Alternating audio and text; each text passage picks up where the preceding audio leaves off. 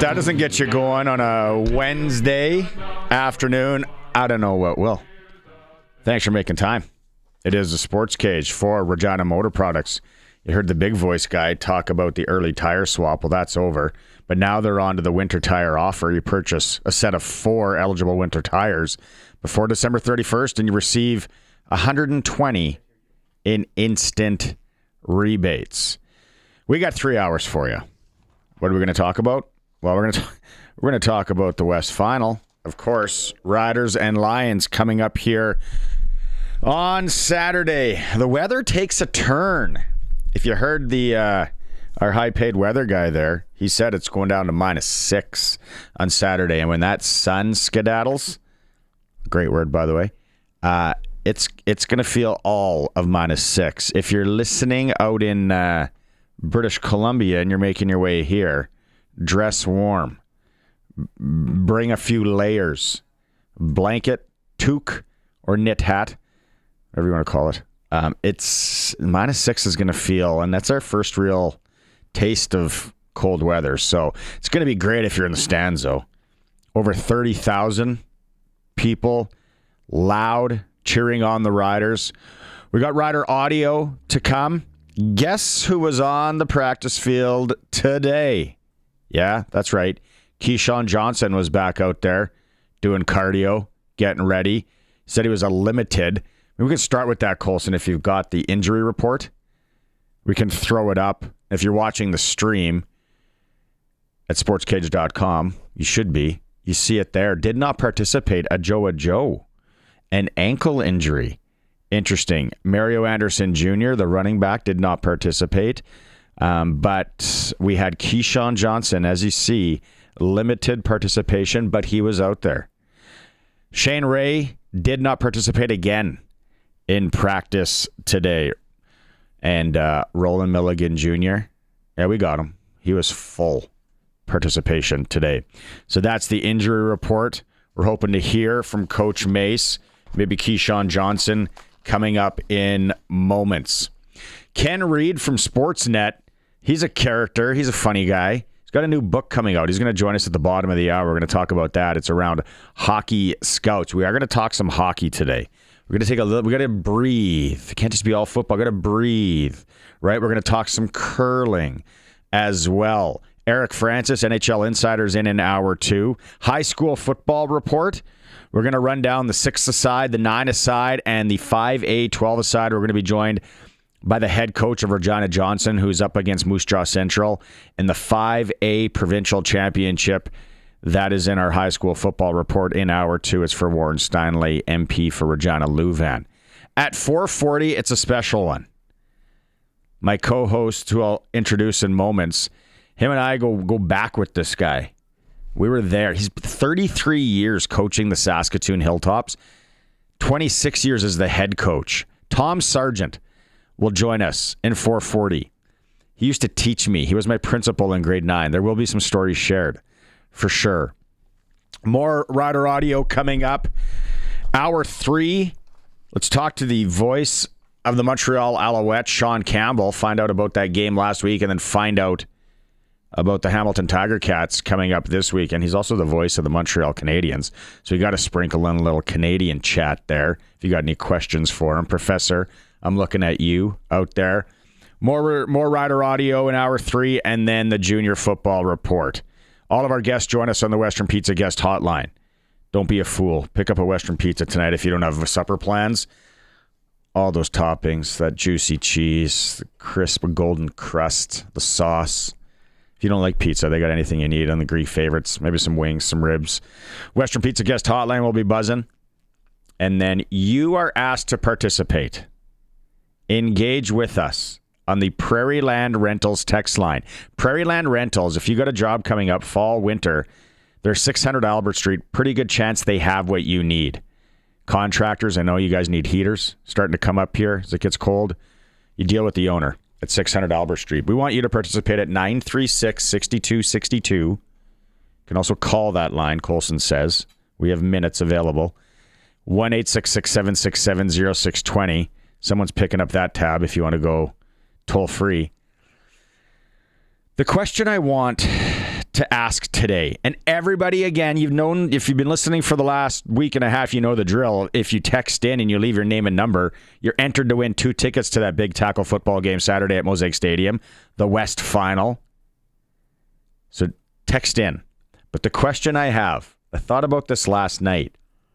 I can't remember what triggered it, but I was like, this would be good to find out from the people, from the SportsCage people. What's the most annoying fan base? It could be CFL. I'd like to keep it to CFL as much as possible. But if you got an annoying fan base when it comes to hockey, maybe it's junior hockey. NHL. Senior hockey. Yeah. Could get some senior hockey in. Text message. What about baseball? If you've ever been to a baseball game. I've been to a Red Sox and Yankee game in both parks. They hate each other. What's the most annoying fan base? I know we had someone message in like at 12 noon when we put out the tease today. Let's go dig it up here for a sec. Try and keep the messages short too, because they're really hard to read. Most annoying fan base in the CFL is most definitely the Winnipeg Blue Bombers. That's from Steven in Regina. In Sask, we were born to love our team. It's all we have. However, Manitoba, that pride we have drives them insane. Why else would we feel relief that their season is done? So there you go. Steven, already. Most annoying fan base. Chalk one up on the big board for the Winnipeg Blue Bombers. My co-host today, it's been like a month since he's been with us. Chris Harris, my former partner at Global Sports in Saskatoon for 5 years back in the early 90s, where we covered the Saskatoon Hilltops. So when we have Tom Sargeant on, it'll be a trip down memory lane in that. I got a couple of stories for Sarge to see if he remembers. Most annoying fan base, Harry. You've been to a lot of sporting events as well. Yep. I know what you would say if it was just most annoying fan. You would go the guy that yells "Baba Booey" on a golf course or something like that. Yes. For me, the most annoying fan base is anybody that's a golf fan during TV. But sticking with sports, here's an unpopular take. I'd say the Riders. Okay. Yeah. And I don't mean it in a bad way. Yeah. I mean it in the fact that it is very widespread. It goes across Canada. They're everywhere, right? So I don't necessarily I wouldn't say they're most annoying. I would say they're the rabid. They're rabid and sometimes in a bad way, but I don't think they're super obnoxious about it. They just are very passionate. Oh no, they can. Let's take a long look in the mirror. PC here. Yeah, I got to realize where I am. I just don't buy, and this goes back. I mean, you know my history with Rider fans in this province is decades old, and it's not. I wasn't the most popular guy because I never subscribed to the theory that because I'm from Saskatchewan, I have to be a Riders fan. Mm-hmm. I just don't subscribe to that theory. Mm-hmm. Just like I don't subscribe that I have to cheer for a Canadian NHL team because I live in Canada. I don't buy that theory. I choose not to subscribe to it. So I guess as a bit of rebellion, I chose not to rabidly support the Riders when I was in a position where it was very popular to do so, even in media where you're not supposed to cheer for anybody. You're not supposed to be a Rider supporter when you're supposed to be impartial. So I really took that to heart, and I kind of was the anti-Rider fan, and I definitely got some dog lips over it for sure. Remember when my seat keeps sinking here? I remember it 100%. I remember it like it was yesterday. I know. What I say. No, I remember. Well, maybe not. When the Calgary Flames made that run. Yep. To the Stanley Cup. Same thing. What year is that? 2002? Yeah, I believe so. Yeah. And you and I are doing, because down here in Regina, people had Woodsy and Krawchuk and Craig Adam, and then you and I were doing it in Saskatoon, but we were in our 20s. So, it was like, there would be nights that I'd be like, well, I think this could be the last time we're on the TV together. Yeah. You could get away with a lot more back. People just had thicker skin, I think, or I don't know what it was.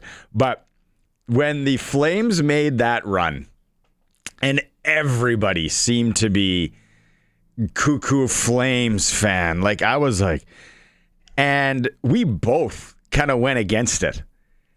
And we got pulled into an office. I don't know if there was a strongly worded email that basically said, you guys have to jump on board with this. We were like, huh? Well, we were talking about doing an anti-flame story. And that sounds on brand. To management, and management said, I would strongly reconsider your idea of doing an anti-flame story for this. And I remember one night it being a tease being thrown from the news and weather person to me, them talking about, people glued around the TV. And I'm like, yeah, these people are glued around the TV even though they couldn't name 5 people that are on the team. Like, I just don't like it. I don't buy it. Okay, so already, Kevin in Foam Lake, he's in to win the tickets. He says in the Long Lake Hockey League, the Wynyard Monarchs. If you know, you know. Kevin in Foam Lake. It's a big rivalry there. That's right. Okay, Dylan up in Saskatoon. Sorry, go ahead. With this topic, there's 2 categories that these rabid fan bases fall into. And they're either annoying because people hate them because they win everything, or people hate them because they act like they win everything and they never win jack. Those are the 2 categories that these fan bases fall into. And right off the top, we'll exclude American college sports because that's a totally different breed. True. People bleed their alma mater like it's their religion, and it's totally different than any other league. But because, I mean, you think about the big ones, the easy ones, the Yankees, the Patriots, the Lakers. People hate those teams because they won. Mm-hmm. Then you think about the other teams, the Cowboys, the Jets. People think those teams are going to win. The Leafs. People think those teams are going to win every year, and they're obnoxious about it. So that's why people hate that fan base. So you have 2 very different reasons for why the fan base is annoying. They're total opposite ends of the spectrum, but people hate a winner. That's they funny. Hate a winner. Because I was wondering about the Cowboy fan, and I don't know if I personally if I put them in the most annoying fan, because I feel the Cowboy fans that I know in the last 4 years have really know what lane they're in now. Right. They're like, they've accepted their lot in life. They're like, yeah. And then I know a couple of Jets fans, and they are huge Jets fans. Like like the paint the face guy, Jet fan, every jersey known to man. Yeah. And they are now it's like they're a big fan, but they're throwing their whole organization under the bus constantly. And that's annoying about both them and the Cowboy fan base. I would say them more than any other. They are so quick to turn on their team. They're the biggest supporter, but yet at any sign of adversity or a bit of a drought or a bit of they're like, I hate this team. They are the worst. I cannot stand them. I'm burning my jerseys. Like, they are so quick to turn. Like, for me, I think being a fan of a team is you've got to be with them through thick and thin. You've got to be there for the wins and the losses. You can't just turn on them because they've struggled for a few years. I've been a Detroit Red Wings fan for as long as I could spell. Tim Shovelday, Greg Stefan days. Yeah, Glenn Hanlon, Bernie Federko, like all those guys. And they've struggled. They haven't made the playoffs in 7 years. Do I abandon ship and find another team? No. I'm a Red Wings fan. That's just the way it is. You got to take the good with the bad. Did I have some good years in the 2000s, early 2000s and late 90s? 100%. So you got to take the good with the bad. Steve Yzerman slap shot over John Casey. Absolutely. It's one of my favorite hockey moments of all time. Right past his. Didn't have to eat piece of someone's gitch or something because of that? It was a little more explicit than that, but it was something along that lines. Okay. Yes. Man, the Winnipeg Blue Bombers are the definite front runners with people texting in. Man, yeah, there's quite a few already. But the problem with that is, look at where the province is. There's an automatic rivalry with that team. So I'm sure people in Winnipeg would say the same thing about Saskatchewan. And really, are the two fan bases so different? No, I agree. I think the cities proximity. Yeah, it's total proximity. It's like it's no different than one college team hating another college team because that's just who you hate. It's a birthright. The one that I hate, and it usually comes from. See, personally, I wouldn't put Winnipeg fans on that with me because I'm like, we're just the same. You're just a few years older than me. We're the same. Like you're bigger. Yeah. But it's when they go. But who's your NHL team? You guys don't have an NHL team. It's like, hey, you're hanging on by threads, by the way, buddy. Yeah. Like, or people in Alberta. Didn't you lose it? Didn't you lose your team? People in Alberta. Second go round.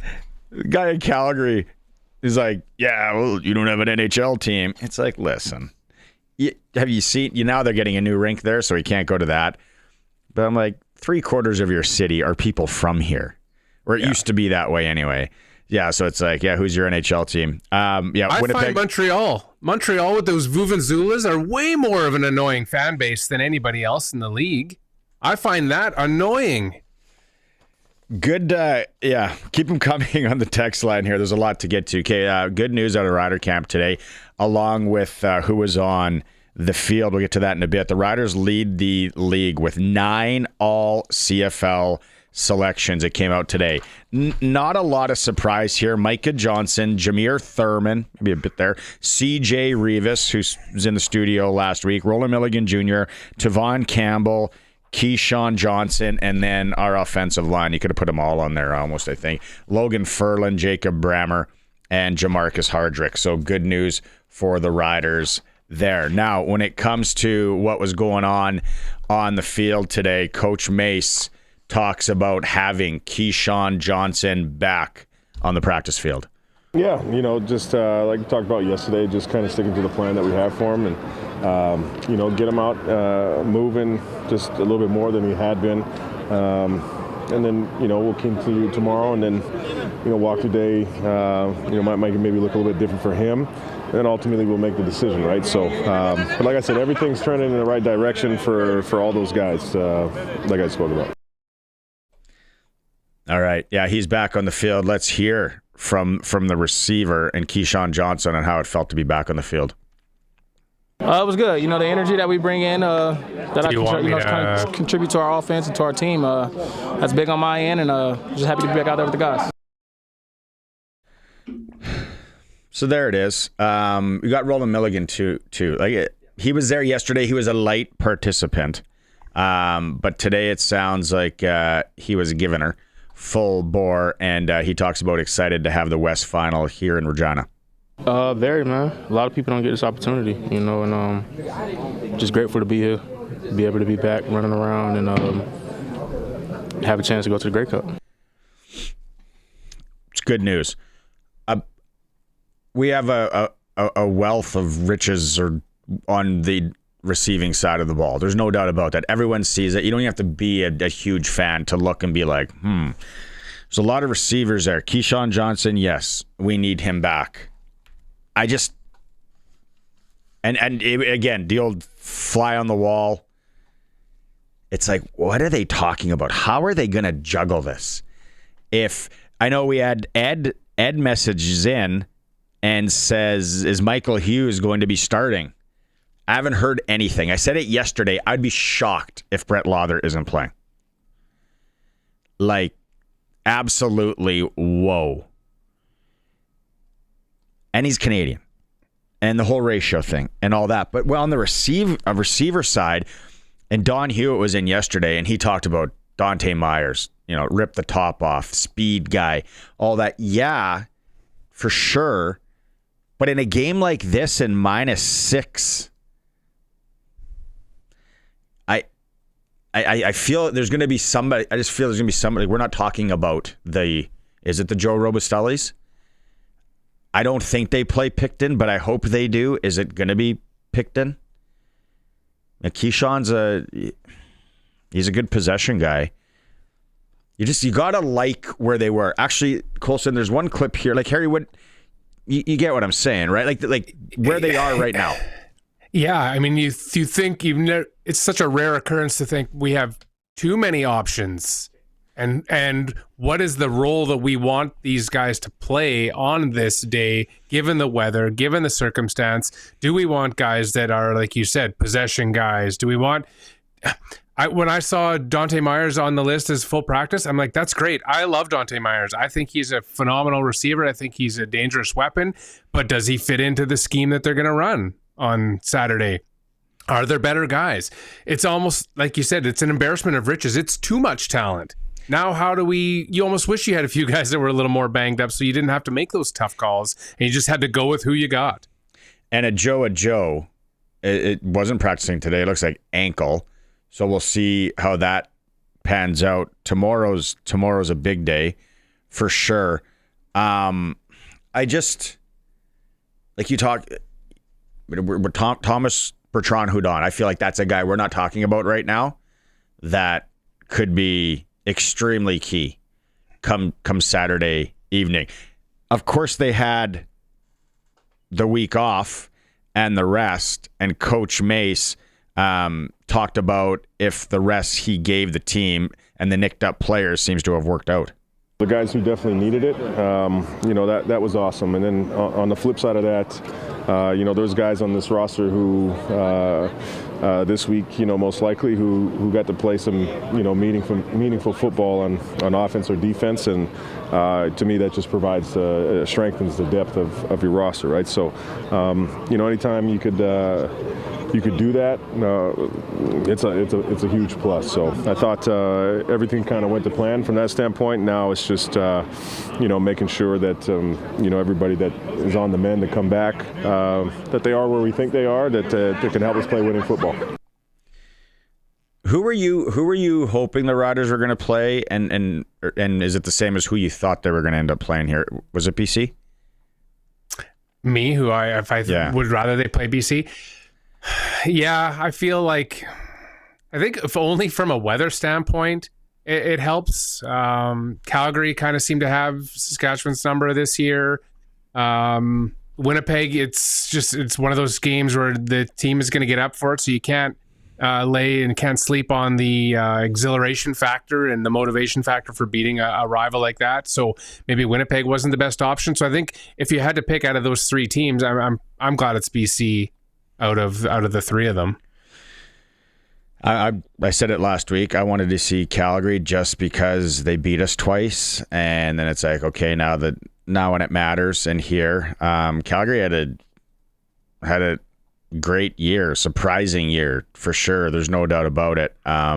Roland Milligan Jr., he was asked on how the defense is preparing for the BC Lions. Mm-hmm. It starts right now in practice and in meetings, just making sure that we talking through situations, scenarios, plays, and all that type of things. And then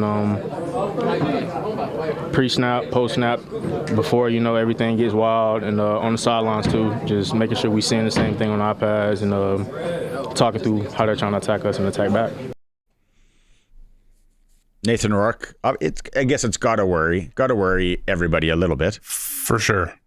Yeah, it's not a guy who's unproven. It's not a guy who you don't know anything about. You know what you're getting. It's a dangerous athlete. So, yeah. Lots to prove. Yeah, maybe a little bit of a chip on his shoulder, for sure. There's lots of storylines surrounding him alone going into the game, what he brings to the table and what the Riders have to prepare for. He can he can take that. That's the thing. Any football. It's like the quarterback that can take off, the quarterback that can scamper a bit, worries me. That's where you got to game plan it against that. And that's what Roland Milligan talks about here on how to counter Nathan Rourke? You just keep him uncomfortable, man. I mean, he's a person, so he'll make mistakes if you keep him uncomfortable. You know, nobody's perfect, so just throwing different things at him and just trying to keep him off his game as much as you can. I got to get to him early. Throw him off the game. -6. Like, I think that's it in a nutshell. Make him uncomfortable, and whether that means a little extra behind those hits, a little bit more pressure early on, whatever you have to do to knock him off of his game plan. You can't let him be comfortable early on. You can't let him get into a groove, because if you do, then he gets to control the narrative, and that's, I think, the last thing you want is him being able to write his own script. A lot of people are getting in for a chance to win West Final tickets, texting in their most annoying fan base or fan base that they despise for whatever reason. Let us know. 936-6262, Prairie Land Rentals text line. The Wednesday edition of the Sports Cage, it's brought to you by Regina Motor Products, where they have their winter tire offer on right now. Purchase a set of 4 eligible winter tires before December 31st. Receive $120 in instant rebates. We'll take a quick break. We'll come back, talk more Riders. We're going to talk some hockey and a new book with Ken Reid from Sportsnet. We're streaming through our YouTube channel at sportscage.com. See, we got people from, I love it, people from all over texting in. Moose Jaw Warriors, so probably Regina Pat fans. We're asking who are the most annoying fans, the most annoying fan base. We got Tyler out in Melville, says most annoying fans in the SJHL, by far, the Yorkton Terriers. A few years back, Melville beat Yorkton in the playoffs 10-1, and they burnt down our Buffalo on their way back to Yorkton. All right. Burning of the Bison. Mark's saying Rider fans don't put paper bags over their heads and beg for mercy. LOL. A shot at Winnipeg fans there. We got a lot here, and all kinds. Like I said, from senior hockey to baseball to football, dub. We'll get into those. You're allowed to participate. Prairie Land Rentals text line 936-6262. But let's go out on the Western Pizza guest hotline. We teased that he's a busy guy. He has to work evenings. Does a show on Sportsnet Central. Ken Reid, he's been on the program before. He's joining us. Kenneth, at Blue Jay hat. Sure. What's the mood like 3 days? What do you guess? 3 days later. It's bad. It's. I think it's like there's. How can I say it? It's like an opportunity lost almost. I think people will eventually come around to what a great season it was, but I think the people that are saying that aren't exactly the diehards. I think the diehards are just saying it was there. Like it was right there, and it was ripped out of the Blue Jays' hands multiple times. There were so many chances to win. So I think that's what adds to the pain. I think going into the World Series, it was hey, this is great. This is free money. You know, we weren't expecting to win anything.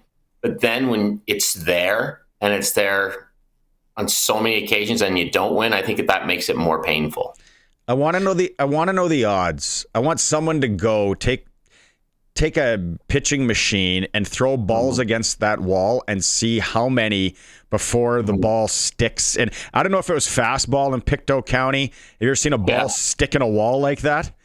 Yeah, there was some fastball. That's when I stopped playing. I'm a real baseball guy. No, I've seen them stick in walls before, but never in Toronto. And to me, that is that run scores. So it's 3-2, and Barger's on second, and there's nobody out. So it's a whole different ballgame right there. But then the next night, you get bases loaded with 1 out in the 9th, and it's just, I mean, I don't know how many chances you get. The baseball gods are putting it on a tee, going, okay, you can do this, and it just. They couldn't finish. I mean, if you tell me that Addison, look at this play by Clement. This is ridiculous. They're playing him so shallow, and all those guys have to do is collide an inch higher, and that ball hits the ground. I mean, it's just so painful to look at it and look how close it was. It's hard to believe that everything could go against you at one point. I said to my wife, you know, the place to be watching this, a Las Vegas sports book. People would have been losing their marbles. It would have been off the charts. Like something. Kate, let's talk about the book. Eighth book. Eighth book. The next one. Someone give you the idea. Someone give you the idea to write this one.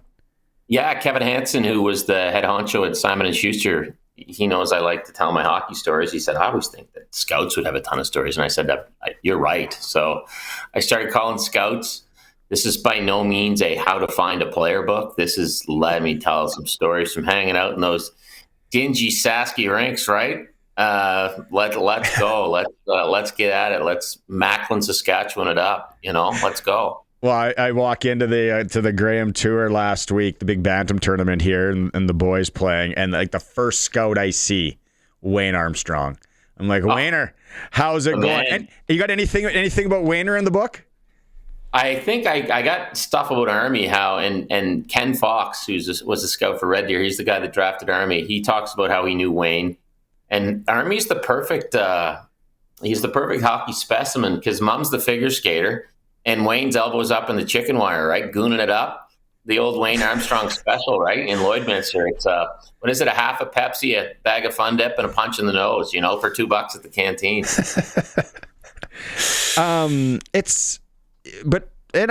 Everybody knows scouts. And we just had the Western Professional Scouts Foundation put on a great event on the National Day of Truth and Reconciliation.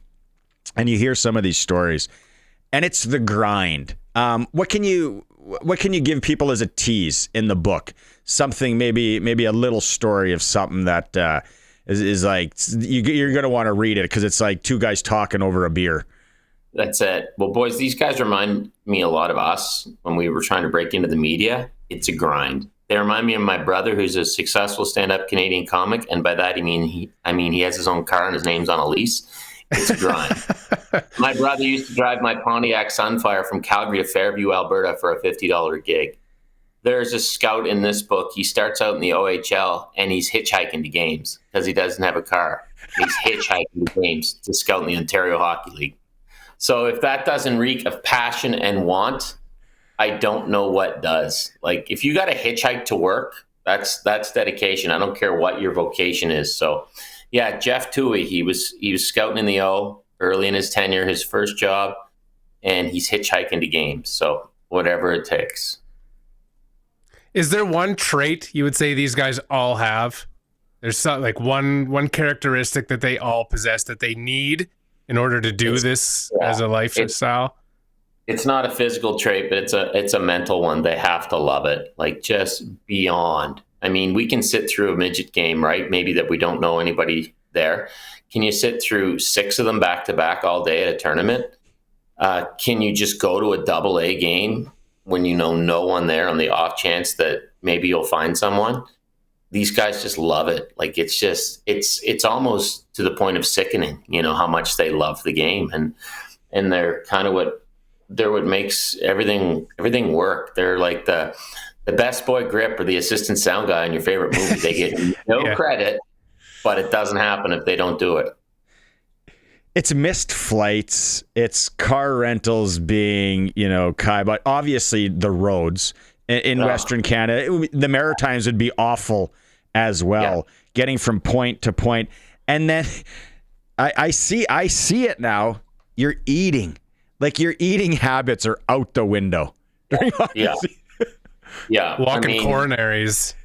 Absolutely. In the business we're in, we work weird hours. We got to watch what we eat. These guys are the same. It's rink food. It's hopping rides with buddies. It's funny too, because they all get along. A lot of them share rides together, but nobody shares state secrets, right? Like there's so many things you can talk about, but you just can't talk about your state secrets. So I like that there's a fraternity of these guys. They all respect what each other does, but they'll only go so far in what they'll share. Like they're not going to share what their GM's looking for, or what they think about a particular player, but they'll share everything else. And I think that's where the stories come from, right? From the book, because you're driving in a car across the prairies, you got to talk about something, right? So all these stories pop up, and I'm sure you guys know Archie Henderson. He's just a beautiful storyteller. So Archie's featured prominently in this book, and there's just a lot of fun stuff that I didn't think I'd end up writing about when I talk to scouts, because I think a lot of people just think scouting is just, okay, does this guy get pucks in deep? Does he skate well up and down his wing? But it's a mental grind too, right? They got to establish trust with these players. It's like hiring for any job. If you're hiring for a restaurant cook, well, you have two guys. You have one cook that's just the best cook in the world. He's the best, but he's a little off his rocker. Or you have another cook that's really good. You're going to get the really good cook and try to teach him to be the best, aren't you? So that's kind of hockey scouting. The hockey card books, absolutely loved them. It was a trip down memory lane, absolutely. Seeing cards that I either had, or like the bad airbrushing, or the glittery curtains behind the guys, or just the horrible photographs. It's like, this is the best photo you had of these guys. I know. Do you have anything in the hopper now? I know the ink is still dry on this one, but what's next, or what do you want to do next? I just took a break from writing to pop on with you guys here, and now I'm taking my kid to hockey practice, so I'm done writing for the day. But yeah, let me see what's behind you there. We got the crease, we got Detroit Red Wings. I was just trying up a little something about the Detroit Red Wings. I take it you guys both are children of the 80s. You both grew up in the 80s. 77 birth dates, 76. Yeah. You'll like kids. what I'm writing. Yeah, you'll like what I'm writing about next. That's all I can say for now. You'll be entertained. Sweet. And Harry's a big book guy, so That's good. Harry, you got a lot, Harry. That's awesome, buddy. Yeah. Hey, there's one little tidbit in here. There's some sort of tie-in with the Tragically Hip, isn't there? I read somewhere. Oh my God! So this is wild. So again, like you set up to write a book on hockey scouts. So there's the scout in the book named Paul Henderson, and Paul taught me that lead with empathy. This is just a wonderful man. Like, holy smokes, I've never met anybody like him. And Cam Russell, who's the GM of the Halifax Mooseheads, I wanted to know how Halifax has this pipeline to Europe. And he said, Paul Henry. He goes, and you'll never meet anybody like Paul Henry. And I haven't. So we start talking about, I run into Paul at a hockey luncheon. I don't even know it's him at the start. And we start talking. I'm like, oh my God, this is Paul Henry. And his background is he is a psychologist. He goes from psychologist to doing a favor for a buddy with a couple teams and doing a favor for a buddy with the New York Rangers to hired as a Rangers part-time psychologist, part-time hockey scout. He takes his career into hockey scout. But his background, obviously, he's a psychologist. He was the psychologist in Kingston during, the 38 years old song, 12 men broke loose in 73, Millhaven maximum security. Paul was the psychologist at that prison when the escape happened. He says it wasn't 12, 15 escaped, one came back because of the flies. It was 14, but they wrote 12. He figures for poetic license. So he knows all about that story because he was actually the psychologist at that prison at the time. And Crazy. I'm like, and now he's one of the greatest scouts to ever live, which is amazing. Jeez. All right. Amazing. So where do people get it? Obviously online, or do we got to go to? Should we go to the bookstore in the mall right by the food court? Please. Support your local bookstore when you buy the next one. You can get it online or wherever fine books are sold. Support your independent bookstore if you can. They're like the scouts of the book world, right? They keep it going. So, if you know somebody with a local bookstore, go down and buy the next one. And I just did a video on Instagram. I'm not a big Instagram guy, but I discovered something about this book that really makes it work. And if you check out my Instagram handle, it's at Ken Reid Sportsnet. You're going to see what's really interesting about this book. And I didn't really know about it till I got it. So that's my tease. Old-fashioned tease. There it is. Yeah, perfect. That's my tease, you set it up. Aren't you coming this way? Aren't you coming this way sometime soon? You're in this. I was supposed to be in Macklin Saturday night, but it was Game 7. It was Terry Ryan and I for the Macklin Sportsman's Dinner, and I couldn't go. So shout out to all the people in Macklin who totally understood that I had my main job as anchor, and they were not going to give me off Game 7. That wasn't going to happen. So big thanks to Macklin. I hope I can make it next year. Well, and Macklin's also known at their canteen for the Wayne Armstrong special too, but that's a punch in the nose, Pepsi, and something else. You'll have to go to the arena. Okay. Well, I'm sure somebody's listening out there in some small town. They're like, we got to bring that guy in to come and speak at our sportsman dinner. Me or Wayne. Both. That's a combo. It's a double bill. Meet Colby, Wayne, Riley, and Terry Ryan. That'd be a hoot. Yeah, Riley. Oh, what an underrated riot that guy is. Wow. Many nights at the Patricia Hotel.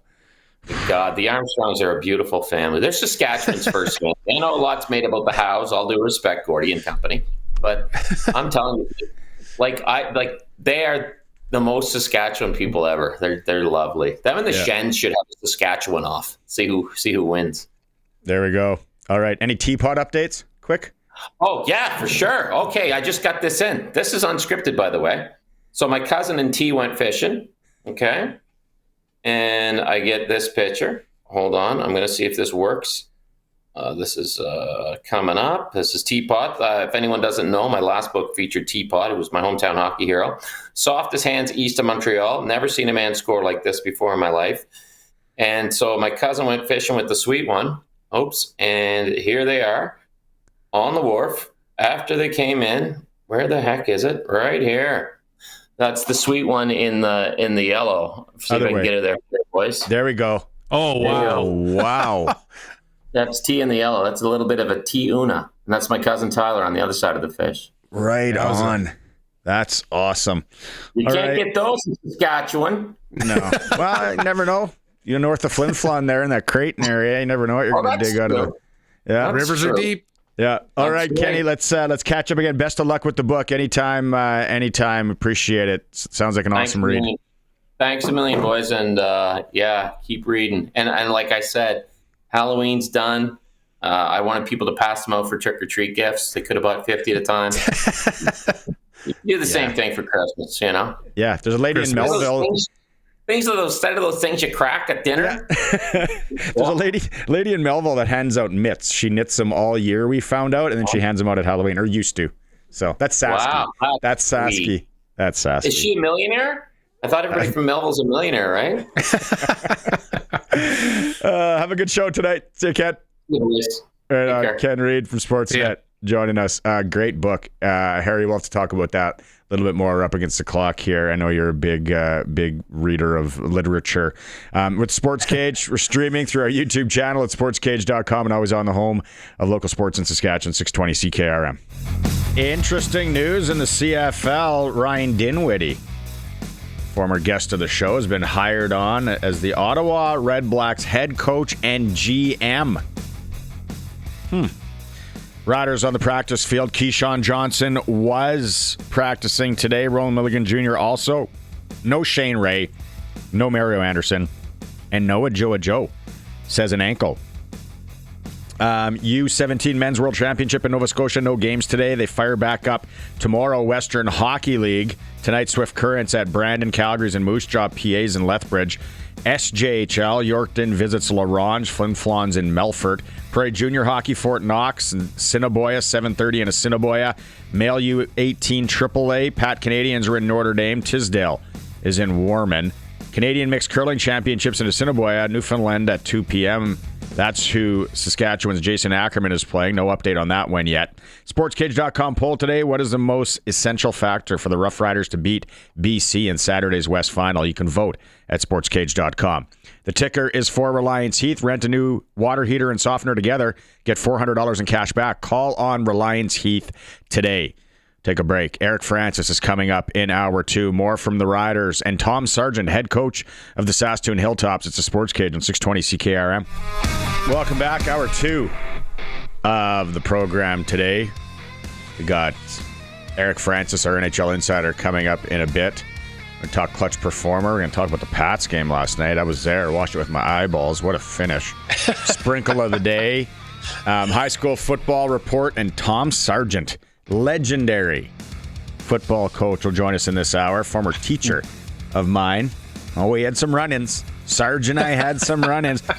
Really weird. Like, Ryan Dinwiddie, and I'm sure there's good decisions made on his part, GM and head coach in Ottawa. So, and no one was talking about that one. It was like, Henry Burris, maybe who else was in the mixer? Were they saying it like that? Yeah, that's exactly Henry Burris. Henry Burris. But yeah, Ryan Dinwiddie in Ottawa. A lot of people texting in wanting to know thoughts on it. I don't know. I'm probably as confused as you are. He was on the show. Seems like a dude. That's for sure. It's funny as soon as you said that going to break, I was thinking, did I miss that the Argos fired him? Did I not hear that story? But no, I mean, he leaves after 5 years. A really good record. I mean, this season notwithstanding, he's 46-22, not counting this year. Pretty good mark as a CFL head coach. You can't ask for too much more than that. Nick Arbuckle, Grey Cup victory in not mic drop. See you later. Yeah, I don't know. Weird. Maybe things aren't that great in Toronto.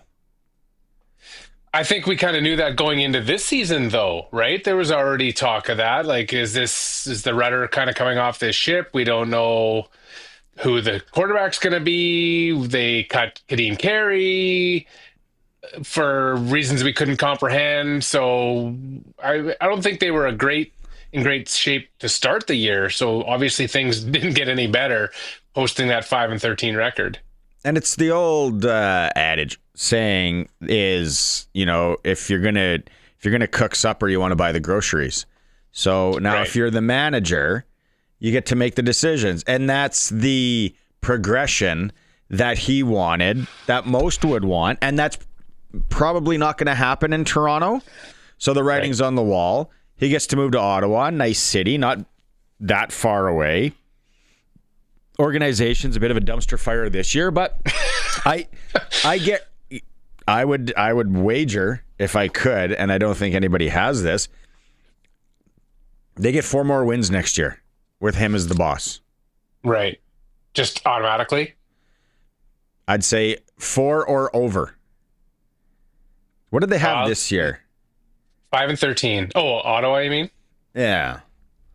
What did Ottawa finish? 7-11? Did they even finish the season? 7? Did they forfeit their last game? 7-11, I think. No, 4-14. 4-14. Jesus. You were way off. 7. I thought they finished ahead of Toronto. You're thinking of the Ottawa Renegades from back in the day.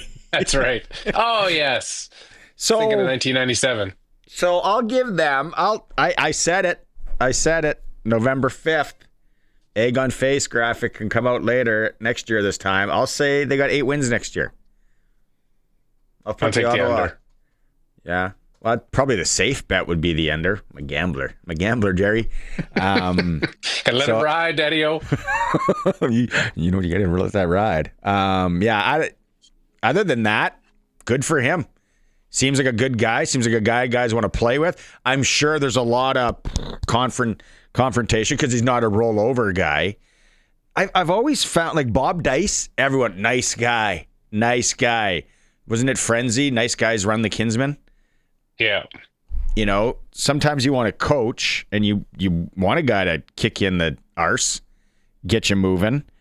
Show that's business, not show friends. Oh, I love that line. Get that tattooed. That's my comments on it. If you got comments, 936-6262, Prairie Land Rentals text line, fire away, and then you'll be added to win tickets to the West Final. Our question today that we had, most annoying fan base out there. Like to keep it to the CFL, but we're getting a lot of SJHL, WHL, hockey. So the thing, you get Leaf fans and Hab fans going against each other, and it is like instant theater. Yeah, it's a tie. You're both annoying. You've won Jack this millennia. Frank goes, Hab fans are the worst by far. If they win, my phone goes nonstop. If they lose, I don't hear a word, except it's the Leafs' fault. And as a Cowboys fan, I just put my head in a hole like an ostrich. Frank, that's good. It is. That's funny. There's a few people that I know that are both Habs fans and Cowboys fans. And I don't know how that connection comes to fruition, but that's not a rare occurrence to have those people cheer for both those teams. And I don't know, I don't even know how the one becomes the other, but That's not a weird combo. Brian, 1970s, 1980s, Montreal Canadian fans. They've mellowed since, he says. There was another good one here. Where was the it? other interesting thing is what constitutes an annoying fan base? Because people might argue that people in Philadelphia aren't an annoying fan base because they throw batteries at their players or they eat horse poop when their teams win. Like that's if that isn't what an annoying fan base, like, because on a lot of lists that I've looked at, Philadelphia fans show up there just because their sheer lunacy and how rabid they are. So it all depends on what your criteria is for annoying fan base. Ones that annoy It's you. very subjective. Or you despise. You could despise. Like, I was a Patriots fan. I get it. People despised us and hated us. It was a heck of a run. Right. And it's like I said, winning. They hate winners. People hate winners. And then now it's like getting to that point again where they're like looking good and people are like, yeah, I hate you. Yeah. I'm like, yeah. good. People are like, look who's back on top. Drake May. May. Tom Brady's cloning dogs. They said it Drake couldn't be May's got the done. Patriots buzzing. Rod, do you know what the status on Shane Ray is? No, we don't. Just that he didn't practice again today. So none of us like the sounds of that. There was a really good. Where is it here? Somebody really put it into perspective on fans, and it's something about the Leafs and Winnipeg. Like, Winnipeg is definitely the front runner. We got Laura, Ken, and Tom are all saying Winnipeg the most annoying. There's have to take geography out of it. Well, Pat and Wes, and there's one other. They're saying Saskatchewan. They're saying Saskatchewan fans, kind of to your point at the beginning of the show. I appreciate that. Keep them coming. 936-6262. Prairieland Rentals text line. We're waiting for Eric Francis. Keyshawn Johnson was back on the practice field today for the Riders. Limited. Roland Milligan Jr. was full bore. He was going at it. Let's go to Mace 4 here, Colson, because Harry and I talked about it, especially when it comes to the receivers. What are the decisions that are going to be made? Who's doing that? The kicking, I think Brett Lauther plays. If I'm wrong, that would be wild if he's not in. But Coach Mace talks about how tough are the good decisions he has to make with a healthy roster going to be. Truthfully, it's always tough to let somebody know that maybe they might not be going to a game, like this.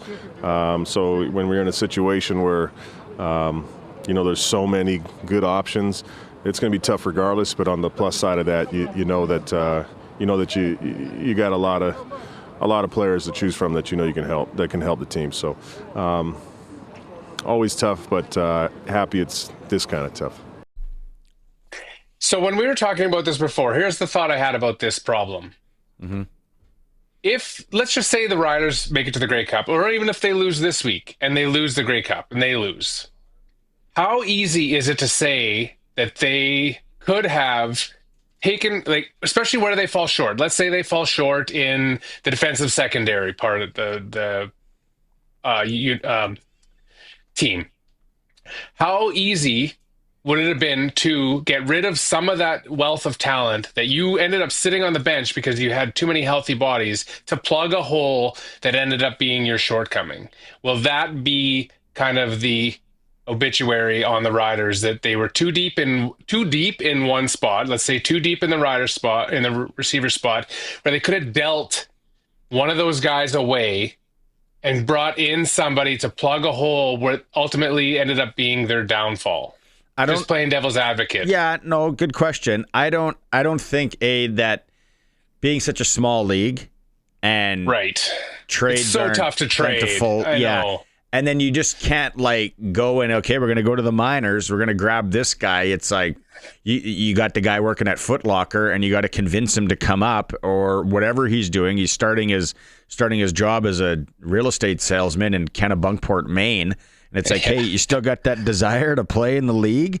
Like, it's hard. Like, that's where and Jeremy O'Day is one of the last guys to show his cards and talk about it. But maybe when it's all said and done, he'll be like, okay, so get this one. I called this guy. He's an underwater welder, and but he still wants to play, but he's making $500 a year in the Gulf of Mexico. Right. Hypothetically. Don't hold me to that, people. That'd be a great story There's a guy if it's true. in the Gulf of Mexico? And he's back playing. There's always that, what if? The other thing, and I was going to kind of maybe save this tomorrow with Sharky or talk about it on Friday.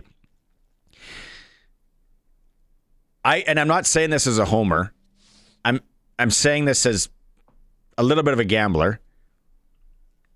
Is I do not think the Riders are going to lose to BC. Right. Personally, I don't think they're going to lose. Right. I think they're going to go to the Grey Cup. Grey Cup, you got to get back to me next week to see how that goes. We're going to talk to Sean Campbell, voice of the Montreal Alouettes, in hour 3 and go through the Als. The one thing I dread, though, is if they lose this weekend, even so much in the Grey Cup, we're going to get those guys that go like, got to get rid of Mace, or got to get rid of O'Day, and got to get rid of Reynolds. It's like, grab a spoon and ram it in your eyeball. Like, that makes no sense. No. What more do you want? Look at the trajectory that we are on the last 2 years. Yeah. Yeah, we're Mace not winning. Can't snap the ball and throw the ball and run the ball. He can put all the pieces in place. Ultimately, it's up to the players. I feel like that would be such a knee-jerk reaction. No, clean house. Like, it's a little bit reactionary for my liking. I would find it hard to fathom that would be a sane person's rationale for the postmortem on the season. I screwed up the time with Eric, so he's hopefully coming here right away. Okay, can we go to let's do Clutch Performer while we wait, because I want to get this out of the way. This was actually pretty good last night. If you got, I don't know who was all at the Regina Pats game, but got it, Colson? Okay, here we go. The SportsCage Clutch Performer for Nick's Service in Emerald Park. Your local Massey Ferguson Challenger, Rogator, Gleaner, and Fendt dealer. Call 781-1077. Okay, I went to the Pats game last night. Haven't been able to go to a lot of games. Speaking of annoying fans, the people at the Pats games, that want to get rid of the coach, and they think that they can coach a team in the Western Hockey League that is made up of okay grinders and players. So Calgary rolls in here last night. Calgary, it looked like almost at times a father-son game. They were like men. They were big and strong and fast and good. Schlenker in net is making ridiculous saves. The Hitman second and third goal are like legit goals. Like those goals are scoring probably on Vasilevsky. Okay, so let's keep that in mind, people. And I'm just like, it's I Love Regina night. Good crowd, fairly good crowd, and I'm just going, this could get out of hand. Like this, Harry, you and I covered the Blades when it was like, oh my, who are the people in the stands here watching this? But I was like, let's not have a 7-1 game. There's a good crowd, all that.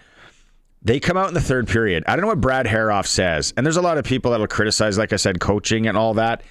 I think he's got a scrappy bunch. Got a good whatever they're doing there, and Ryan Smith and the coaching staff, and then Dale Durkatch, obviously. You're playing the cards that you've been dealt, and they come out in the third period, And they start kind of taking it to Calgary a bit. And I'm like, okay, yeah, that's all right. Well, lo and behold, they tie the game late. And then Keats Fawcett, sweet handle, by the way. Guy was unreal, scored a great goal to tie it up. And then in overtime, 3-on-3, I'm like, oh boy. Calgary's got some men that they're going to have to try and get. But they, and Schlenker does his job, and they do a great job. And then this Keats Fawcett scores in overtime. Place goes nuts. Pats win in overtime. So clutch performer, Keats Fawcett, but just the Regina Pats in general for battling back. They were the WHLs. I think one of the WHLs for sure hottest team. I think PA's a little hotter going into the game. Look at this goal right here. Yoink. Oh, nice goal. Yeah, nice patience. Selly out of control. Dante's losing his marbles in the gondola. Great goal, great win. Clutch performer. Mine, Regina Pats. Colson, you said you had one. Yeah, mine's from a couple days ago, or yesterday, I think it was. Doc Rivers, well-known, well-traveled coach in the NBA. A week ago when they were up in Toronto to play the Raptors, and he said, "What are you guys doing here? You got a baseball game to be at. Why are all you media folk here?" So I was like, that's pretty funny. But then yesterday he was up again, and I couldn't get a video of his comments, but he was like, "Hey, everyone all right? Everyone doing all right?" And the room was just kind of silent. He's like, "Okay, let's talk basketball." Doc. So I'm like, hey, I appreciate that he's keeping it light. Yeah, keeping it aware. And then somebody asked, because I guess he knows Roberts, the coach for the Dodgers. Yeah, he knows him. So like, yeah, have you reached out to him? He's like, yeah, I texted him. I don't think he's gonna get back to me for a few days. I think he's a little busy. So, celebrating. Crushing. Yeah, appreciate Doc's sports awareness. Crushing tequila. All right, clutch performer for Nick Service in Emerald Park. Your local Massey Ferguson Challenger, Rogator, Gleaner, and Fent dealer. Let's go to a quick break. Eric Francis is trying to log in. We're going to have him quick. We'll get to that. I screwed up the time. My fault. It's a Sports Cage. We're streaming sportscage.com. It's really tough for me to figure out clocks, how clocks work when everybody's changing. Everybody's changing their time. I know. Just the look of disgust. Pigeon move. I get it. Don't have to say anything. Your look is enough. All right. Hey, that's fine. Can I throw it to you? Obviously, you weren't busy. Just scampered into your library. Let's go most annoying fan bases. We've been talking to people, getting them to text in. Anything come to mind for you when it comes to despised or annoying fan bases?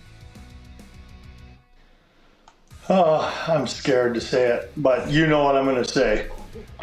Yeah. Vancouver fans, they take it too far. They just do.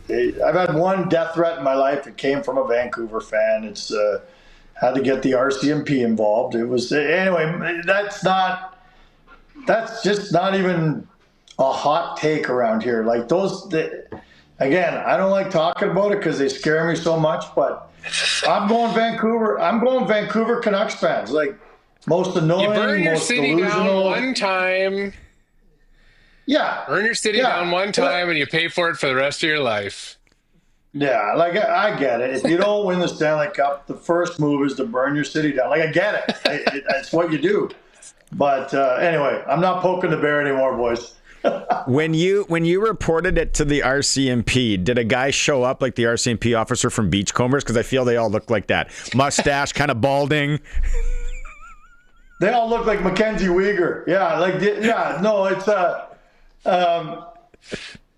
The guy didn't show up. He talked to me on the phone. And anyway, we don't have to get into it, but it's been a lot of years. But,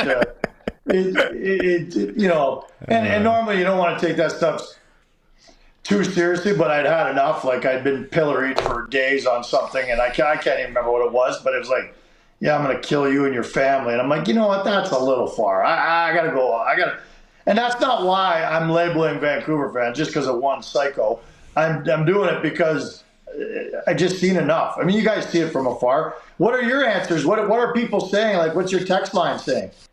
Winnipeg Blue Bombers. Lots of people are saying Saskatchewan fans when it comes to the Riders. And then people are getting into the Moose Jaw, like WHL and all that. And then Montreal and Toronto. People are going back and forth on the Montreal and Toronto thing. Okay, let's keep it on. I'm just picturing you building an escape room or whatever that is in your house. Safe room. Panic Room. Remember when that movie came out? Oh, speaking of Blockbuster Video, that was classic. Okay, it's an important night for Kadri, though, in Calgary. Yeah, 1,000 games. You know, it doesn't happen very often. His father was the one who pointed out to me. So he's the 410th person to play 1,000 games in the NHL.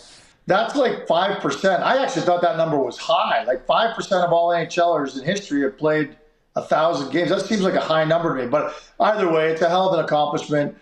You talk to any guy who plays 1,000 games in the league, they'll tell you it's right there with a Stanley Cup. Like the two go hand in hand. And in some cases, guys will say it'd be even more important than a Stanley Cup because they made a ton of money if they made it that long, that's for sure. But I thought it was interesting. Kadri showed up today with Scotty Cameron putters for everybody on the team. Wow. Customized, right? I knew I'd get your attention with that one, Barney. And don't get any ideas. I'm not giving you anything. I might give you a 2-footer, maybe a 3-footer if there's no money on the line.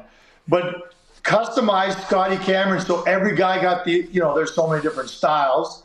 They all got whatever style they kind of like with their name, their number, and an inscription on there for Nazem Kadri's styles of the game.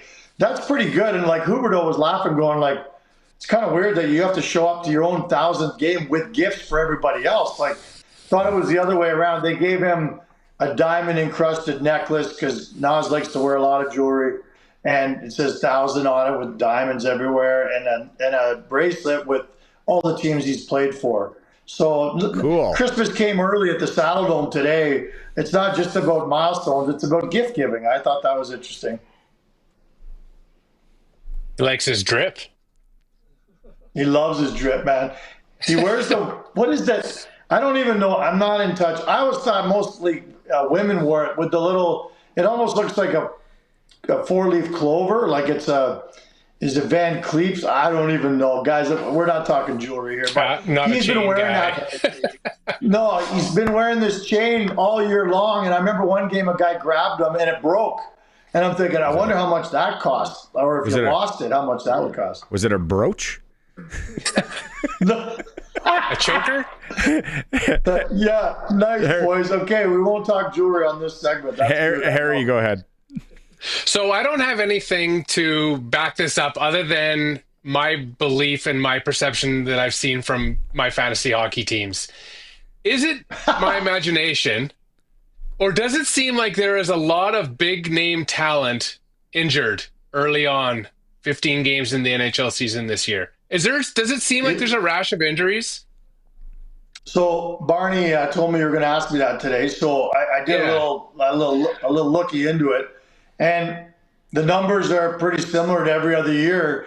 But what I think is, because everybody's in on fantasy hockey pools, guys you'd never normally care about in far-off cities that you never read about, the box scores or anything, it just seems like there's more injuries because we read about them more with the way the media is, social media, your fantasy hockey teams. I feel the same way because when he told me you were going to ask that, I'm like, yeah, it seems like there are a lot more. The numbers are the same as the last couple of years at this time.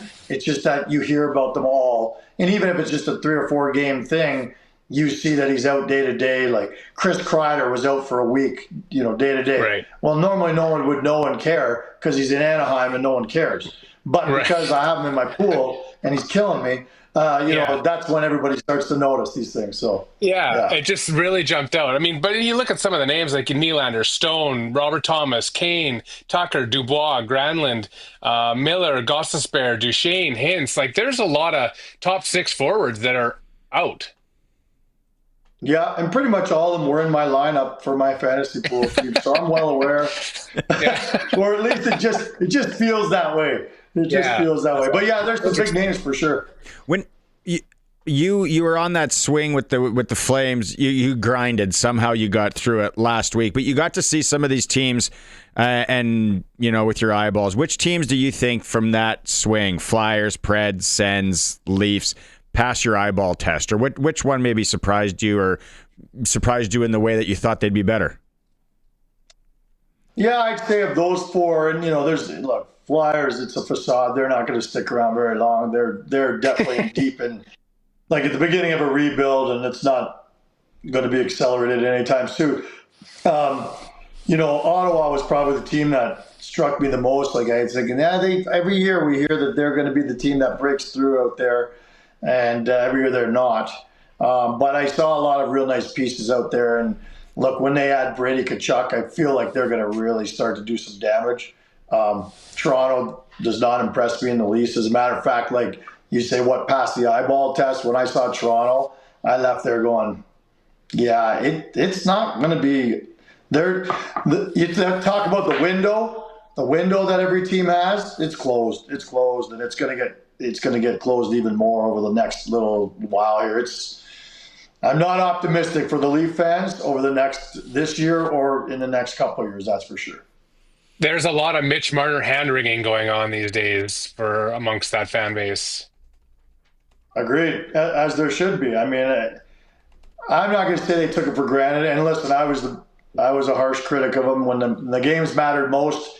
He was like most of the Leafs and just disappeared, but probably him more so than anybody else. But for 82 games, you sure do miss him, because the guy would put up 100 points, that he was a superstar. And he's a big reason why Austin Matthews had 69 goals a couple of years ago, too. So Matthews isn't scoring like he used to. Nobody is in Toronto. And a lot of it has to do with Mitch Marner, for sure. How was Halloween in Nashville? People want to know. Oh, my God. Amazing. Seriously, I guess I should have known. Remember, you're asking because I had said, I wonder what I'm going to see here. You were doing your exercises. You were doing your exercises on this show, getting ready. That's right, my Kegels. Oh no, that was a different show. I was doing my there you go. Okay, so I was doing my exercises, getting ready for a big night, and we go out to Nashville, and it was. I mean, it's so great there. It's still the best city in the league for fun, and to do it on Halloween night. Oh my God! My only regret was I didn't bring it. I couldn't believe it. I was so disappointed in myself for not bringing a costume. We were there. My big brand that I wear, I love Psycho Bunny. I don't know if you know what that is, but it's a clothing brand, and I have tons of it. My wife's always saying, "You got way too much of it. Stop it." And we were talking to this young gal, just because everyone's friendly there, and you're in Nashville, and my buddy says, "Yeah, he's trying to dress up as a young hip guy wearing Psycho Bunny," and her response was, "Young hip guys don't wear Psycho Bunny," and that kind of hurt, but I probably needed to hear it. Okay, quick one today because I screwed up the time. But just in case you're both wondering, because I know you're fans, in Stratomatic hockey, injuries are primarily driven by specific dice rolls or action card results during gameplay, which can cause a player to be removed from the current game and potentially miss subsequent games, depending on the severity determined by an additional dice roll on an injury chart. You're making me so happy right now. I know. That is amazing. You both. Psycho Bunny. We got to get Psycho Bunny and play Strato. Hey, Stratomatic is for young, hip people. That's for sure. Not really. Old guys. I loved it, man. I know. God, I loved it. I know. And Harry loved it, too. We all loved it. I know. Yeah. What if we had a tournament? In southern Utah when we go golfing. When we go on our golf trip. Okay, true. Most guys play poker and drink, but forget that. We're going to play. We're golfing all day, and we're Stratomaticing all night. Exactly. What a bunch Easy. of old guys. And then you're buying Scotty Camerons for us. Be that guy. Ooh, sweet. Yeah. Okay. We'll talk. We'll talk, boys. See you Friday. See you, boys. Yeah. Cheers. Inside the NHL with Eric Francis. It's brought to you by Sports Select. Getting in on Sports Select is as easy as going to sportselect.com. Now simply make your picks online, generate a QR code, lock in your bet, and then just take it to your local lotto spot retailer. They scan it, boom, you're good to go. Every bet's 100% legal. Cash in hand, must be 18 plus to play. We'll take a break. We come back. We'll hopefully be joined by head coach of the Saskatoon Hilltops after the Canadian Bowl, my former teacher as well, and coach, Tom Sargeant. It's the Sports Cage, streaming through our YouTube channel at sportscage.com. Welcome back for Regina Motor Products on this Wednesday. We'll get back to the text messages in a bit. Most annoying fan base bunch coming in. Winnipeg still the clubhouse leader. Big news out of the CFL. Ryan Dinwiddie is now the head coach and GM in Ottawa. Riders, Keyshawn Johnson was back on the practice field today. Limited, but he was out there. So we'll talk more about that. But it's Western Pizza night tonight. Pick up a pie or any of the Greek favorites you love. Let's go out on the Western Pizza guest hotline.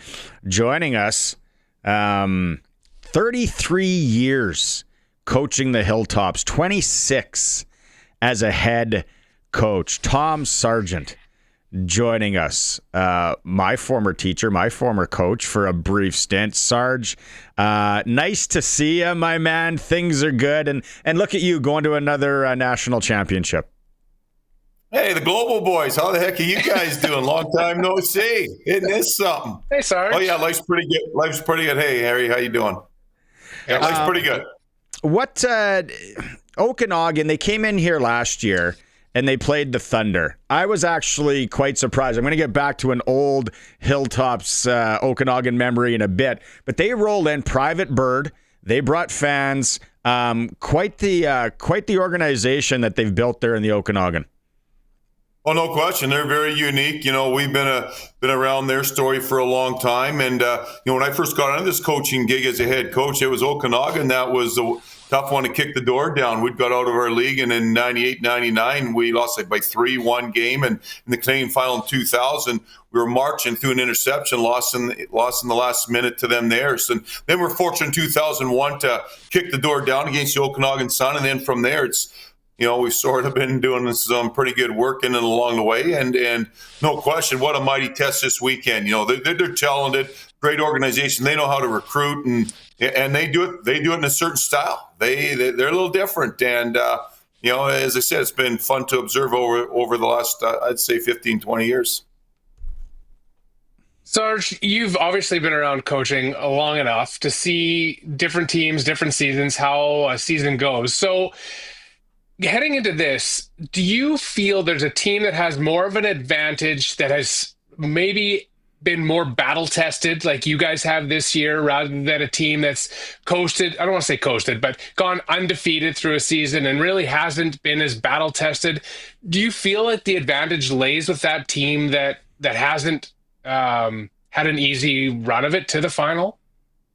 Well, I've been blessed to be on both sides of the ball, and right now I'm on one side, and I like the side they're on. They do make things look pretty easy, and as I said, they're very well coached. They got great athletes, and so it's easy to get into that. Like, look at us. Look how we started the year. Our first game of the year, we get blown out of the water by Winnipeg, 31-11 or whatever. So you think I was thinking about us being in a Canadian final? That's the least thing I was thinking about. So, and hey, look at last weekend. Son of a gun, for 52 minutes, we got outcoached, got outplayed. Simple as that. But, we faced adversity all year. We've dealt with it. And, in the long run, I don't know which way it works until next Sunday at 4:00. But I do know this team is galvanized. The coaching staff's galvanized. And, at the end of the day, what I think, I don't care who's got more talent or whatever. Well, who's the hungriest team? Who wants it the most? And that's what it comes down to. And that's why I'm still digging in film and grinding, looking for this, looking for that, to make sure that, when we come out on Sunday at 1:00, we should come out and play our best game of the year. It's game 11. We should, and we're going to need to. I would have loved to be in the locker room to see that speech, or on the bus on the way after that Winnipeg loss. I'm sure you weren't too impressed. But okay, so the one thing I want to talk maybe about having it at home, I'm still going to call it Gordie Howe Bowl for me. I remember the one year, and I think it was a semifinal. It wasn't the national final, where Okanagan rolls in. Harry, you and I are on Global. And the city, for some reason, decided to scrape the field because there was a little bit of snow. Well, they took all the grass off. They took everything. It was a parking lot. It was hard ground. Okanagan shows up, and they're like, well, what are we supposed to put on our feet? Like, how are we supposed to play on this? And I was a smart aleck, and I still am. I was like, broom ball shoes would be the play if you could muster up 50 of those. But having it at home, Sarge, at Gordie Howe Bowl, Do you think that's going to matter much in this one? Well, you know what? When you get to the big games, sometimes I prefer to get on the road because there's a little more distractions when you're at home and, just everything around it. But, our home surface, we love playing at home. We got great fans and, we're going to be energized for everything. And, hey, the colder it gets, I think the better it is for us. But then you got to go back to about 3 years ago when Okanagan won their first championship in a long time against Regina. That was a cold day. So, that coaching staff, they've been through it too. But, they got a new team. It's all new faces and all of that. And, you go there when it's +8. Well, +8 is +8 there. You know what? +2 is not +2 here. So it's going to be different.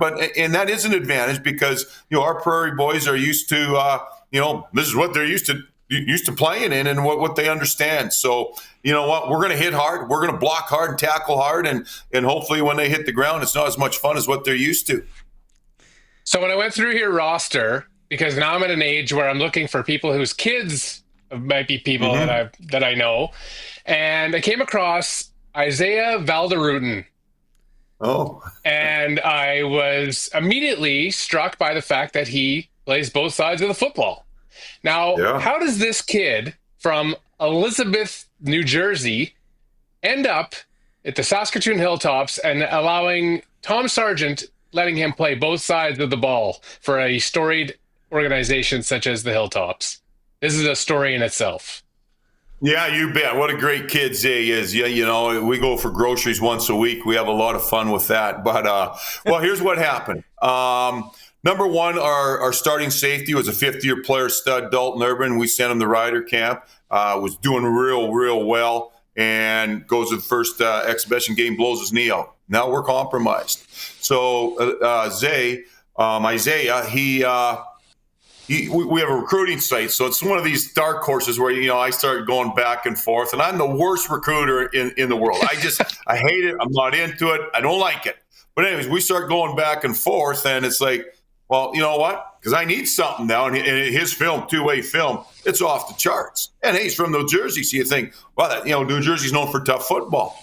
So we get going, and then, so I'm in Minnesota. And this is, so the other two guys are from Minnesota. Well, so I'm going to fly him out there. I'm going to put him through some paces and sort of figure this out. Well, he skips the plane. Now I'm fierce. I phone him back. I'm at the airport at 7 a.m. Like, I'm on holidays. I'm trying, and so I'm just ripping this guy here a joke, and done. Leave it. And then we just keep going, and he felt bad, and he'd never been on a plane before. So it's, think about it. Could you imagine the first time, never heard of Saskatoon, Saskatchewan, so, I could be whatever, but it's amazing how it's turned out. He's come in here, caught that big touchdown, that was just, hey, at the end of the day, you make sure that ball's thrown to him in the big environment, and he makes the play, and it's just been an absolute stalwart all year. So, you know what? That's the first time we've ever brought Americans in. We brought three guys in, David from Minnesota, high-end players, Zay, and hey, we're not in this big game without those three guys. I don't really agree with the rule, but it's a rule, and every other team's been doing it. So, it's time, either complain about it or you just shut up and start doing it, and we'll continue doing it in the future. So that's, in a quick nutshell, that's how that thing worked out, and sure happy it did. I love it. Okay, awesome. last one I want to ask you, because I wanted to ask you this for a long time, and man, I go back to grade 9 at Bedford Road, right? And you're tearing me a new one up and down the halls. You deserved it. And all that, yeah. I did. Wasn't the greatest kid in grade 9. I matured. What's the coach that, when you were younger and as you went on, what was the coach that you looked up to? Did you model yourself after anyone, Sarge? Well, absolutely. When I just looked based in Saskatoon, I was blessed to start, I finished playing in 87, started coaching with the Hilltops in 91. So, Dave Hardy was a big inspiration to me. And then to work with Kelly Bowers and Doug Humbert, who taught me a lot about, like Kelly with that Bedford background. I was a Bedford guy, and just how passionate, just to make, keep after kids, coach them hard, but make them feel good. And, I'm getting better at it, but I'm still who I am, and you can't change that. But, those were sort of the main guys. But I did a ton of reading as we went along this journey. And, so Vince Lombardi, Bill Cowher, just, those type of styles. But Ralph Schoenfeld, my old high school coach who, was a coach at Bedford, Scott Farmer. So there's a huge amount of my parents, a lot of people sort of, have a piece within me. But, at the end of the day, I just love to coach. That's what it was. That's what it is. And that's why I'm still doing it now. And, can't wait to do it in the future. But, I know this weekend I got to coach my best game in a long, long time. And so do my coaches. And, I'm challenging there. I'm still challenging like I should and believing in what I should. And, as I said, love what I'm doing. So, hey, Here I am. What a gift. It's awesome. Well, go and get it. Go and get another one, Sarge. It's a pleasure to talk to you, and great to see that you're still going and can add another national championship. Okay, you guys mean a lot. I appreciate this. Thank you. Good luck on the weekend. Right on. You betcha. There you go. Okay, guys. Thanks, Sarge. Iconic coach in the province, Tom Sargeant. Man, 26 years as the head, Harry. It's quite a feat. You know what's crazy about that is he still has very much the same coaching staff. Shane Reeder still coaches there. Dave Fisher still coaches there. Brent Turkinson still coaches there. Jeff Yowsey still coaches there. Those are guys that have been with that organization for 20 plus years. Like, that alone is, I don't know, I would be hard pressed to think if there's another organization on any sport in any level that has had the success and the cohesiveness and the tradition and the legacy that Saskatoon Hilltops organization has. It's unreal. They go with Okanagan on Saturday up in Saskatoon. It is the Sports Cage. We're streaming through our YouTube channel at sportscage.com. Big CFL news, Ryan Dinwiddie being named head coach and GM of the Ottawa Red Blacks. As for our Riders, Keyshawn Johnson is back on the practice field today. Limited, though, in the practice routes. Western Hockey League tonight, Swift Currents in Brandon. Calgary's in Moose Jaw. Prince Albert travels into Lethbridge.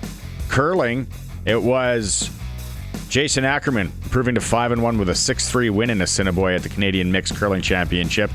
AAA, Pat Canadians are in Notre Dame. Prairie Junior Hockey League, Fort Knox is at Assiniboia. Sports Ticker in Hour 2 is for Extreme Hockey and Sport, home of the price match guarantee. They're local, they support local. Extreme Hockey and Sport. Hour 3, lots to come. Junior football, Sean Campbell, voice of the Montreal Alouettes, and a whole lot more. Some high school football, the high school football report as well. It's a Sports Cage streaming at sportscage.com.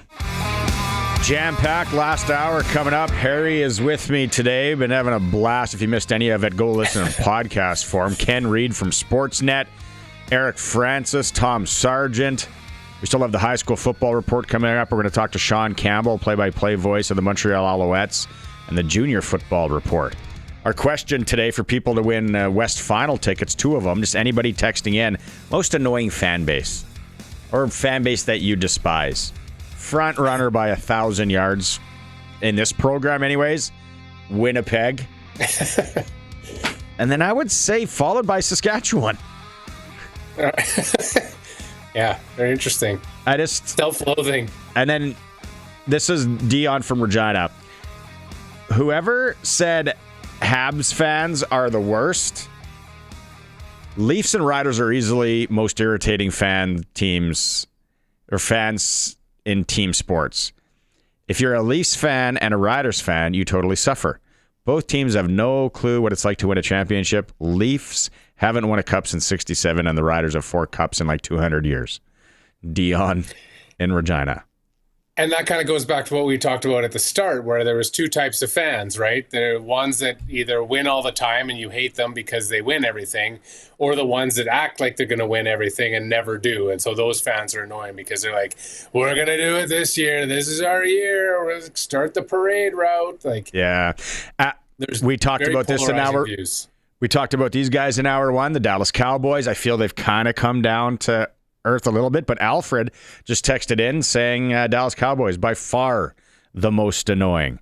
You said the New York Jets fall into that category. Yeah, for sure. They haven't really won. And then on a whole other planet is college, American college sports, which is a whole other animal. We've had a few Moose Jaw Warriors. We've had a few people from Ravasier around Moose Jaw mentioning the Regina Pats. We've had SJHL teams going back and forth. It was Melville calling out Yorkton, Yorkton calling out Melville. Those two, I think the jostle and the garlic belt over there, all in good fun. It's been fun. We'll keep that going. It is the last weekend. This is so cool. I'm going to talk to the head coach of the Miller Marauders coming up on Friday, I think it is, as they play Holy Cross in the provincial 6A championship. But all the other provincial championships are going down, 6-a-side, 9-a-side, all that. We love covering it here. Let's get into it. It's our high school football report. Time now for Friday Night Lights, your weekly look at the exciting high school football scene in Saskatchewan. Brought to you by Warren Steinley, Member of Parliament at Regina Louvain, and always on Saskatchewan side. It's the final edition of Friday Night Lights, we think, for Warren Steinley, always on Saskatchewan side, like he said, MP for Regina Louvain. All right, here we go. In Hafford, 2 o'clock Saturday, Lemberg-Hafford.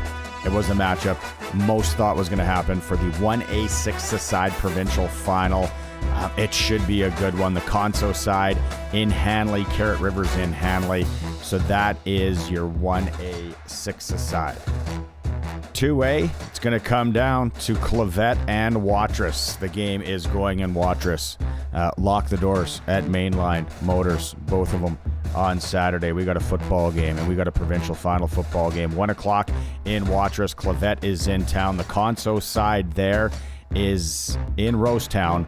Waka will take on Rosetown. That is your 2A 6-a-side. All right, we're moving over to 9-a-side, the provincial final. Humboldt, Lumsden. Humboldt upset maybe a bit. Some expected Melfort to be there, but it was Humboldt 42-16 over Melfort last weekend. So it is going to be 1 p.m. in Humboldt on Saturday. Lumsden, Humboldt for the 9-a-side provincial final. And then the 5A 12-a-side. Well, it's in Moose Jaw. Guthridge Field, 1 o'clock. Moose Jaw Central. Regina Johnson had a chance to catch up with Regina Johnson's head coach and find out more about his team and how it went last weekend. Joining us, Dylan Hart. All right, Dylan, congratulations. First off, thank you for the Johnson squad. Tight one against BJM last week, 12-7. How did that game go?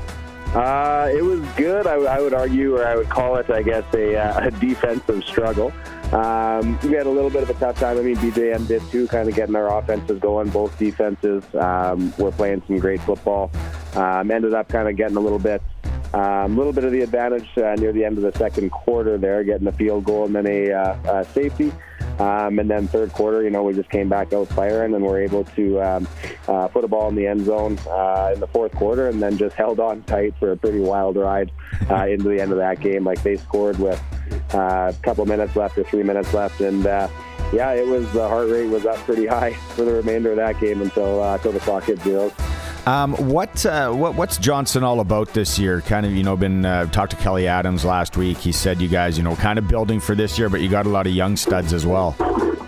Yeah, so we definitely, I would say that we've been we've had this group of grade 12s for 3-4 years now, and have been building towards something big for a big finish this year. But yeah, we do have a lot of younger players, a lot of grade 10s and 11s who are studs as well, that are going to kind of step up in the next year or two. So we should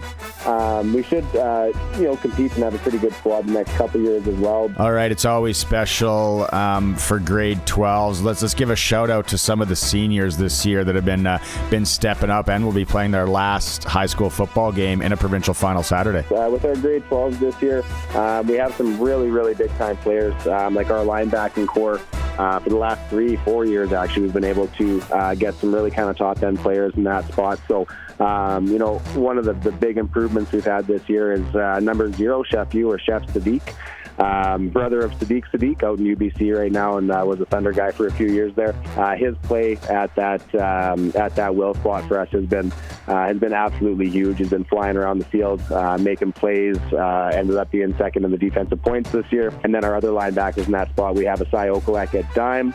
who has been just a marquee player for us, and he's signing somewhere. It hasn't come out as official yet, so I can't quite say it yet, but he's looking to play at the next level as well, and we're going to have a great opportunity there. But he has been one of the keys to that linebacking core, along with Josh Haney, who is a Regina Christian student, but they play for us, number 42, and he has been a huge player for us this year as well, with tons of tackles. So those three guys are 1, 2, and 3 in defensive points. They're 2, 3, and 4, I guess. One of the Martin players overtook them, but they're leading the league in defensive points, making tackles, flying around the field, echoing calls out, and just being great leaders all around.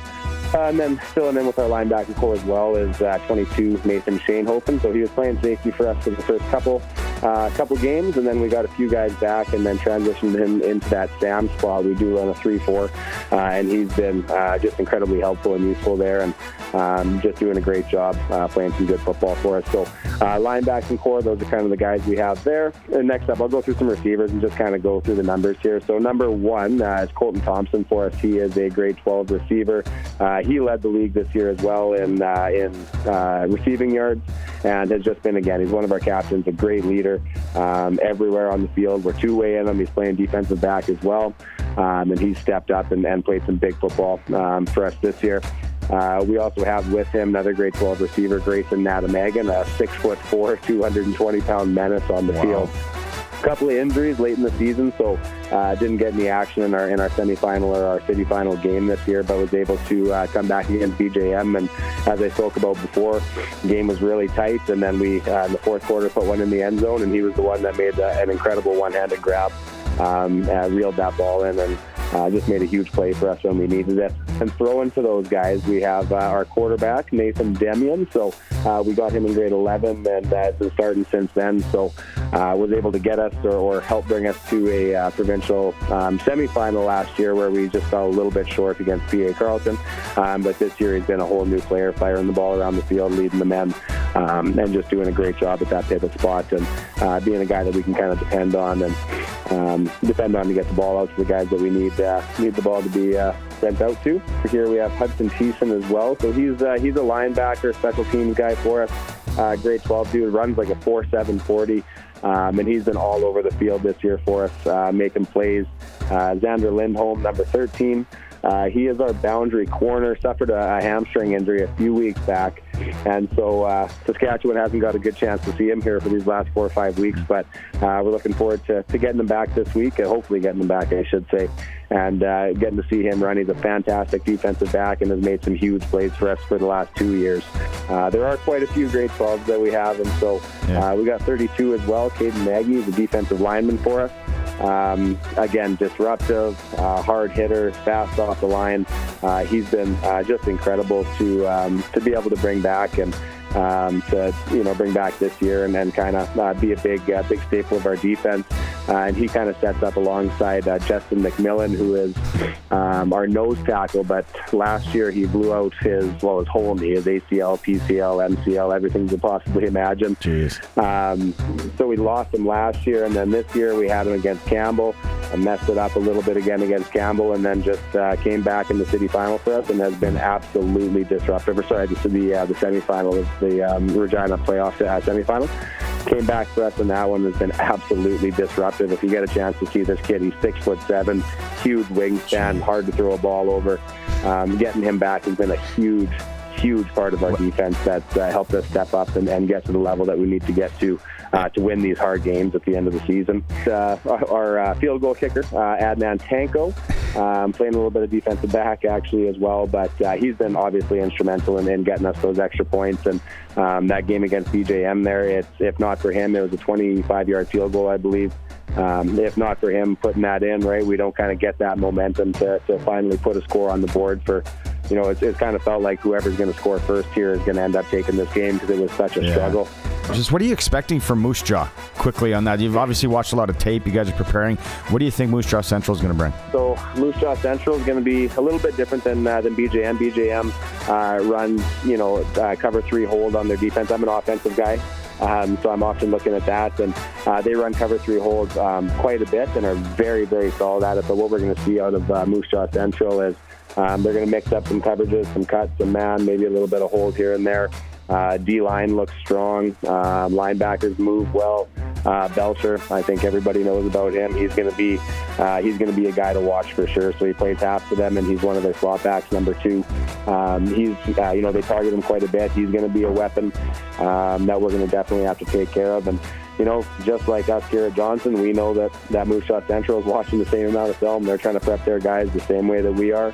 End of the day, we're going to see another tough football team that we're going to have to buckle down and play some good football in order to beat. And I know they're thinking the same thing over there. So, yeah, we're going to see some hard hitters on their defense and some finesse guys and some really strong offensive players on the offensive side of the ball. Yeah, so exciting. Provincial final. Oh, man, these kids are going to remember it forever. You're going to remember it forever. Dylan, thanks so much for doing this. Congratulations, and have a blast on Saturday. Oh, we sure will, man. Thanks a lot. Friday Night Lights has been brought to you by Warren Steinley, MP for Regina Louvain all year. Warren's always on Saskatchewan's side. Exciting, isn't it, Harry? Very cool. The memories that those kids will have from being in provincial final, regardless, all the other sports too, like volleyball, hoopla, all that stuff. That's stuff that they'll never forget, no matter what they do for the rest of their lives. It's just that one of those things that's a big part of who they are, for sure. Yep. We have a lot of people entered to win West Final tickets again from all the text messages today on the Prairieland Rentals text line. Kat says, most annoying fans by far, Riders and Leafs. Shane and Rhonda jumping on the Bombers bus. Bombers by far leading. Perry and Tom said the Habs fans that I know. And then a new one, Steve said Bombers fans by far. And Jeffrey from the YouTube feed, man, he's annoying. Jeffrey's always getting into it, getting into the mixer on the YouTube feed. Still some time to get in for the West Final tickets. 936-6262, the Prairieland Rentals text line. Have you made any? It's been an hour. Made any more sense of the Dinwiddie to Ottawa? No, I like what you thought, where it's a stepping stone. If he wants to be more than just a head coach and he wants to work his way up into the front office, and they're going to give him the reins, makes sense. Yeah, that was the big news. That's the working theory now. Let's we'll have some more info on the ticker on Riders and who was on the field when we come back from break, and then Sean Campbell, play-by-play voice of the Montreal Alouettes and the Montreal Canadiens, and Junior Football Report a little bit later. It is a Sports Cage. We're streaming at sportscage.com. Keyshawn Johnson back on the practice field for the Riders. Roland Milligan Jr. was full participant today. Keyshawn was partial. Shane Ray, Mario Anderson, and Ajoa Joe not on the field. CFL news. It is Ryan Dinwiddie time in Ottawa, new GM and coach there. Western Hockey League tonight, Brandon hosts Swift. Calgary's in Moose Jaw. Prince Albert is in Lethbridge. Some NHL. Toronto welcomes Utah. Calgary plays host to Columbus, and Chicago and Vancouver go at it. It's for Steelcraft Doors in Regina, made in Western Canada for Western Canada. Regina Steelcraft Doors. Speaking of NHL hockey, let's go to Sprinkle of the Day for Sports Select. And it's Nazem Kadri's 1,000th game. We talked to Eric Francis earlier. I think it's an emotional night in Calgary. Can the Flames do it on the pro line? They're paying $210, so not bad. The over/under on that one is 6.0. So maybe an emotional night for Calgary. You can parlay it maybe with Seattle and San Jose. I don't know enough about those two teams yet. Vancouver, Chicago. There's an interesting one. Blackhawks playing back-to-back nights. SportsSelect.com. Simply make your picks online now. Generate a QR code. Lock it in at your local Lotto Spot retailer. 100% illegal. Cash in hand. Bet with the original. Must be 18 plus to play. SportsSelect.com. All right, let's go back out on the Western Pizza guest hotline. Talk some CFL football. All right, our friend Sean Campbell is joining us. Montreal Alouettes play-by-play voice, avid golfer. We found out the last time he was here in August in our studio. So 3 avid golfers. Are you still golfing out there in Montreal? Can you make us jealous at all? I wish I could say yes. But that is not the case. I have not picked up the clubs in like a month, and that's probably the Alouettes' fault, because they've been taking up most of my weekends the last few weeks because it's just been way too busy. My busy months are October, November. So it just, once mid-September hits, even if the weather's nice, it's hard to get 4 or 5 hours to get out there. So no, unfortunately, I have not picked up the clubs in a while, and I think it'll be maybe April, May, if I'm lucky. Yeah. Well, we're all retired unless we get away in the winter for sure. That game against Winnipeg last weekend in the semi, was it ever in doubt for you calling the game? Like, I know Winnipeg kind of comes, and Luke Mullender woke up from a nap and he's like, what am I watching here? These highlights? But was it ever in doubt for you in the booth? Well, I'll tell you this. I think that the doubt was because it was the Bombers, and the Bombers are just chock full of veterans. And the veterans, they went into halftime and they got, they probably had to reset a little bit. And when you have a team led by Zach Caleros and you have a team led by Brady Oliveira, you're going to be able to reset. And they were able to do that. And you have interceptions early in the half, the fumble, the first two possessions. I think it showed a lot of, from the Alouettes that they were able to reset after that first 6 minutes of the third quarter. But I'll say at one moment, it's like, what is happening here? Because the Alouettes were falling apart, but they just have too many good players for them to completely fall apart. I thought Jason Moss put it perfectly. That game was exactly how their season went. Great start, disappeared a little bit in the middle, but finished strong. So I think that was just a display that the Alouettes were able to reset mid-game to get back to where they were to take advantage, because they were the better team. They just fell asleep a little bit like Luke Mullender did. Oakman suspended. Neil Thorpe always going to find a way going into Hamilton. Any worry there?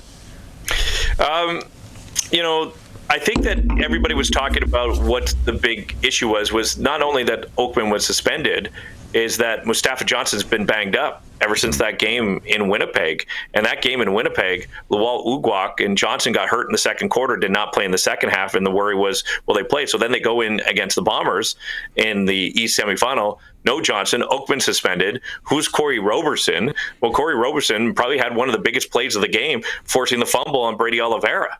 Yeah. And he's been sitting there on the practice roster. He got a couple games in this year, and the team just said, we believe in him, and we believe that he's going to have a good opportunity. So, yeah, they had to move on from Sean Oakman just like that out of nowhere. Talking to Danny Machocha, he said, we kind of felt like this was coming because we got wind of this, and we felt like, yeah, we're going to have to let him go. So they kind of knew a couple days. It wasn't like as we found out a day before. Mm-hmm. I think he had wind of this after the investigation, knowing that it was coming. But the good news is you're getting light participation from Mustafa Johnson at practice this week. So that's going to be a big factor up against the Ticats getting him in. But Noel Thorpe believes in this defense, even if they're missing two of their big weapons right in the middle. So they'll go 3-4. They'll move Ugwak into the middle. They'll make some adjustments. On the other side of the ball, this might be the most obvious question, but do you think there's still people out there that don't think Davis Alexander can lead this team to a Grey Cup? Who are they?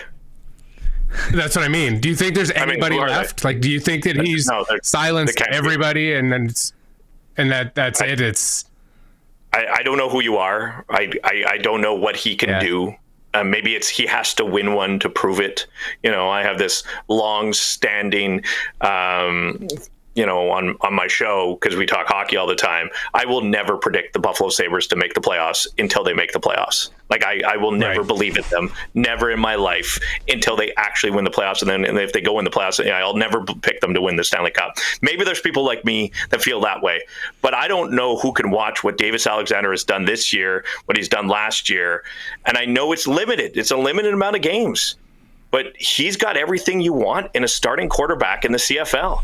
And he just has gone out there game after game and proven it. And even when he throws an interception, he bounces back. Even when he's yakking and distracted by the opposition and trash talking, he still goes out there and performs. And yes, he's young and he's still got a lot to learn, but there's too many weapons there for anybody not to believe that he could lead the Owls to the Grey Cup. It's not going to be easy. You have to go into Hamilton, then you have to go into Winnipeg against either BC or Saskatchewan, but he's got all the tools. I don't see how anybody doesn't believe he doesn't have the tools.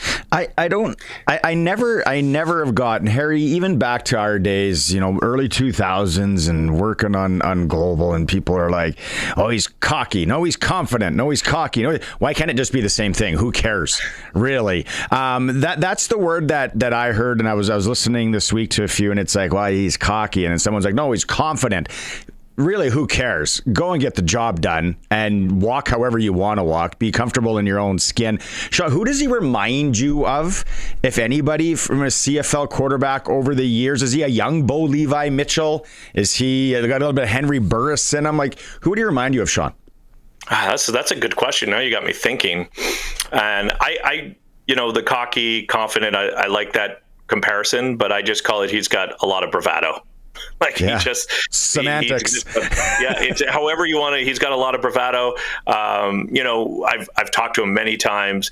He is humble. He knows where he came from, but when he hits that field, he has to act a certain way. And maybe it's because he's an undersized quarterback that other teams never believed in.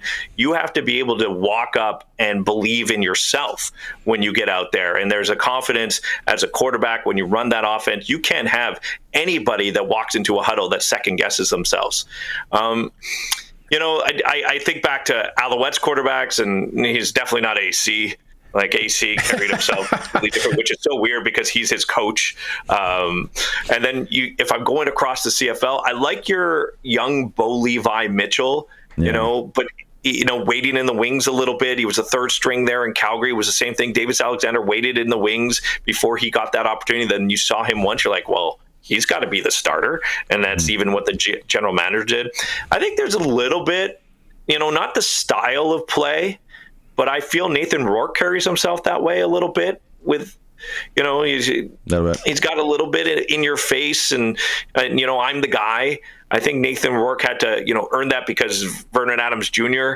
has always had that confidence. There's another very confident quarterback, Vernon Adams Jr., undersized guy that kind of makes of it by the way that he performs. He's not a barker, though. Vernon Adams Jr. is not a barker like Davis Alexander is. He might be one of one too, right? We're still learning about who he is and what he's able to do. But I'll tell you, that confidence or bravado or cockiness, he lets it out there on. And I'm watching. You go through the highlights here. A lot of these balls that he was throwing, the one to Mac, the one down the field, that's against the wind.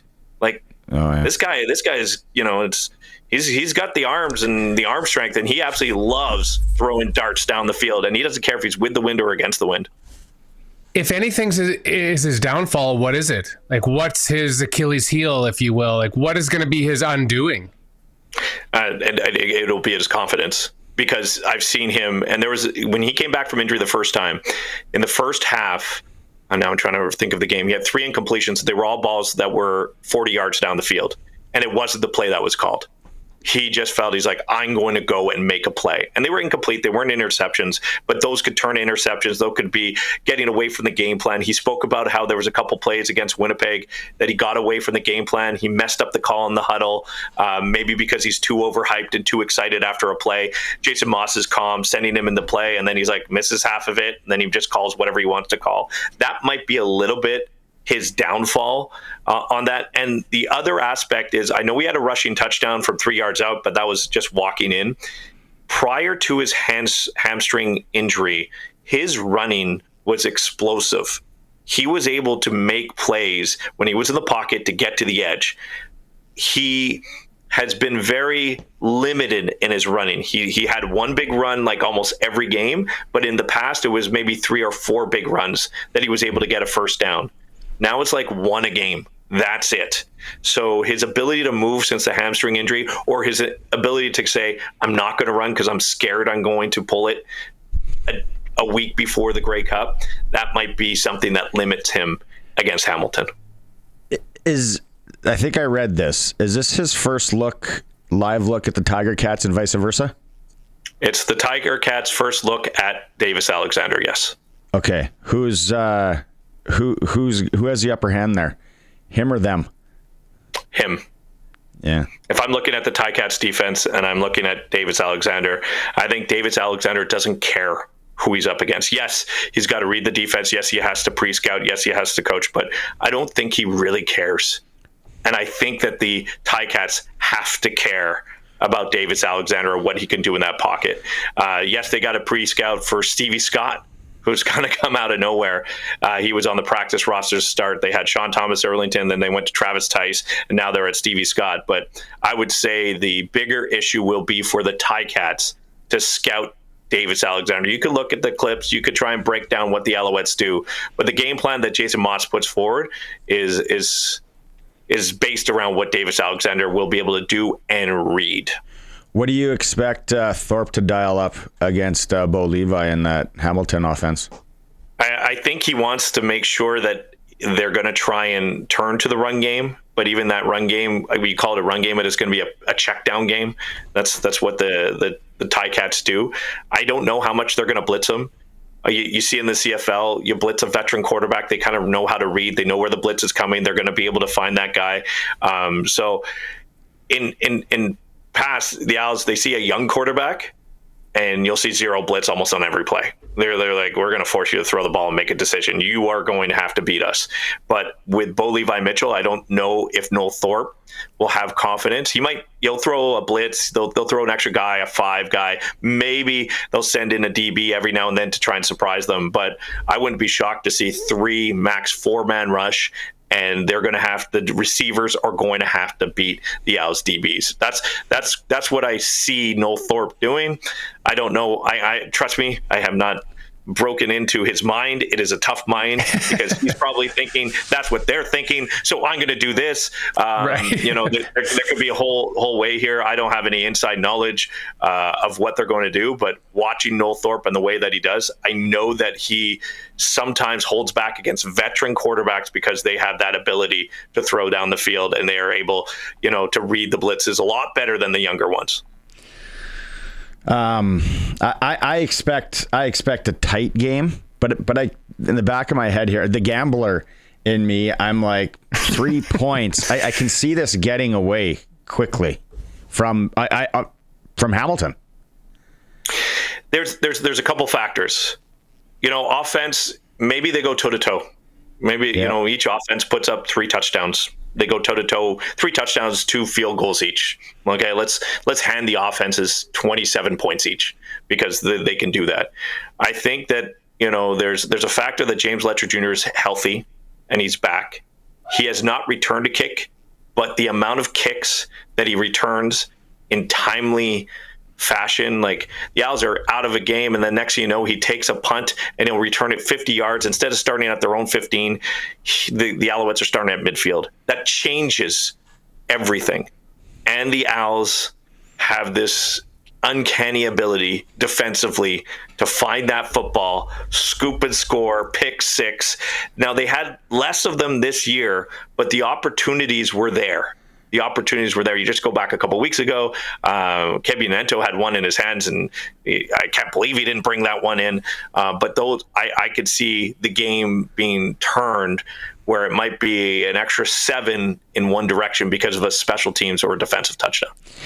Okay. Well, we have you here. We have to ask the voice of the Montreal Canadiens some Habs questions, if that's okay. You're juggling both right now. Who's the number 1 goalie in Montreal? The number 1 goalie is, I don't know, Dopimbo. They're kind of. I was trying to put them together. It's Dobesh right now, I would say, but Montembeault just got 2 straight starts. He split that one. He had a little bit of a rough one around Philadelphia in the first period, but he battled back and made some big saves in overtime to get him that point. They lose in a shootout. I believe it's still Montembeault. Dobesh is going to get the start this week in New Jersey. That's a good start. He might get Utah. He might get back-to-back. Right now, it's kind of a 50-50. And you know why it's a 50-50? Because before every game, the coach is going to be asked who's starting. That's how you know you don't have a number 1. And that's why maybe you feel like you have 2 number 1s. But if the coach is getting asked before every game who's starting, then you know that you don't really have a number 1 anymore. So it's they'll battle back and forth. We'll see who comes out on top. But right now, the Habs are top of the Eastern Conference and 19 points, so they're feeling good. So, you think Montebo's going to probably come back to where he was, and Dobesh is probably going to come back to earth a little bit, and they'll probably meet in the middle. What's more surprising, the overall start or that road record? I think it's the overall start, but that's what they wanted in training camp. That was the message from Marty St. Louis. Is last year we had a really bad start, and at the end of November they were in last place, and they were able to claw their way all the way back into a playoff spot, which is incredible because they had a December run where they beat Florida, Colorado, Tampa Bay, and Dallas. And then you were like, how did you beat all these teams when you never win on this crazy Christmas road trip? But they were able to do that. They didn't want to put themselves in that spot. And they're almost in a spot where it's so weird, 13 games a season. If they go 500 for the rest of the season, they'll probably be in a playoff spot. And yes, point. They're taking... There's a lot of close games, though. Like every game. I think there's been the win on Detroit where they won 5-1 on the road. Other than that, everything's been a 1-goal game. There's a couple 2-goal games, but there was an empty net in there. Everything's so close. They're winning games in overtime. They're losing games in shootout. So they just have a great battle in every single game. So that's why they do well on the road, because of how well they battle. But probably the start that they're on top, but it's so close in the Eastern Conference. You could lose 2 games and be out of the playoffs. Okay, the professor sent in a couple of questions I got to ask you, a big Habs fan. He said, so the last time the same team won the Calder Rookie of the Year twice in a row was Boston in 67 with Orr and 68 with Sanderson. Last year, Habs D-man Lane Hudson won the award. Do you think winger Ivan Demidov will win the Calder for Montreal again this year? Well, I think Matthew Schaefer has a lot to say about that. Yeah. With the start that he's put in. We saw it last year with Lane Hudson. A lot of voters put a little bit of stock on the young defenseman because it's a harder position. Yeah. And not only that he's a young defenseman, he's an 18-year-old defenseman. He's a teenage defenseman. Lane Hudson won as a young defenseman, but he was a 20-year-old defenseman, and he won that. So now you have Schaefer at 18. Now, how long will he be able to keep that up? I'm not sure. You think he's going to hit a wall a little bit with the minutes that he's playing, and he's not on a great team. Demidov, however, is in a better situation, and he might be picking up 70 to 80 points, and you pick up 80 points as a rookie. Just go back over the last 20 years. The last player to do that was Barzal with 85, and then if you get close to 90, that's almost unheard of. As a rookie, you may have to lean that, but there's a good chance Demidov is a rookie. And here's the thing.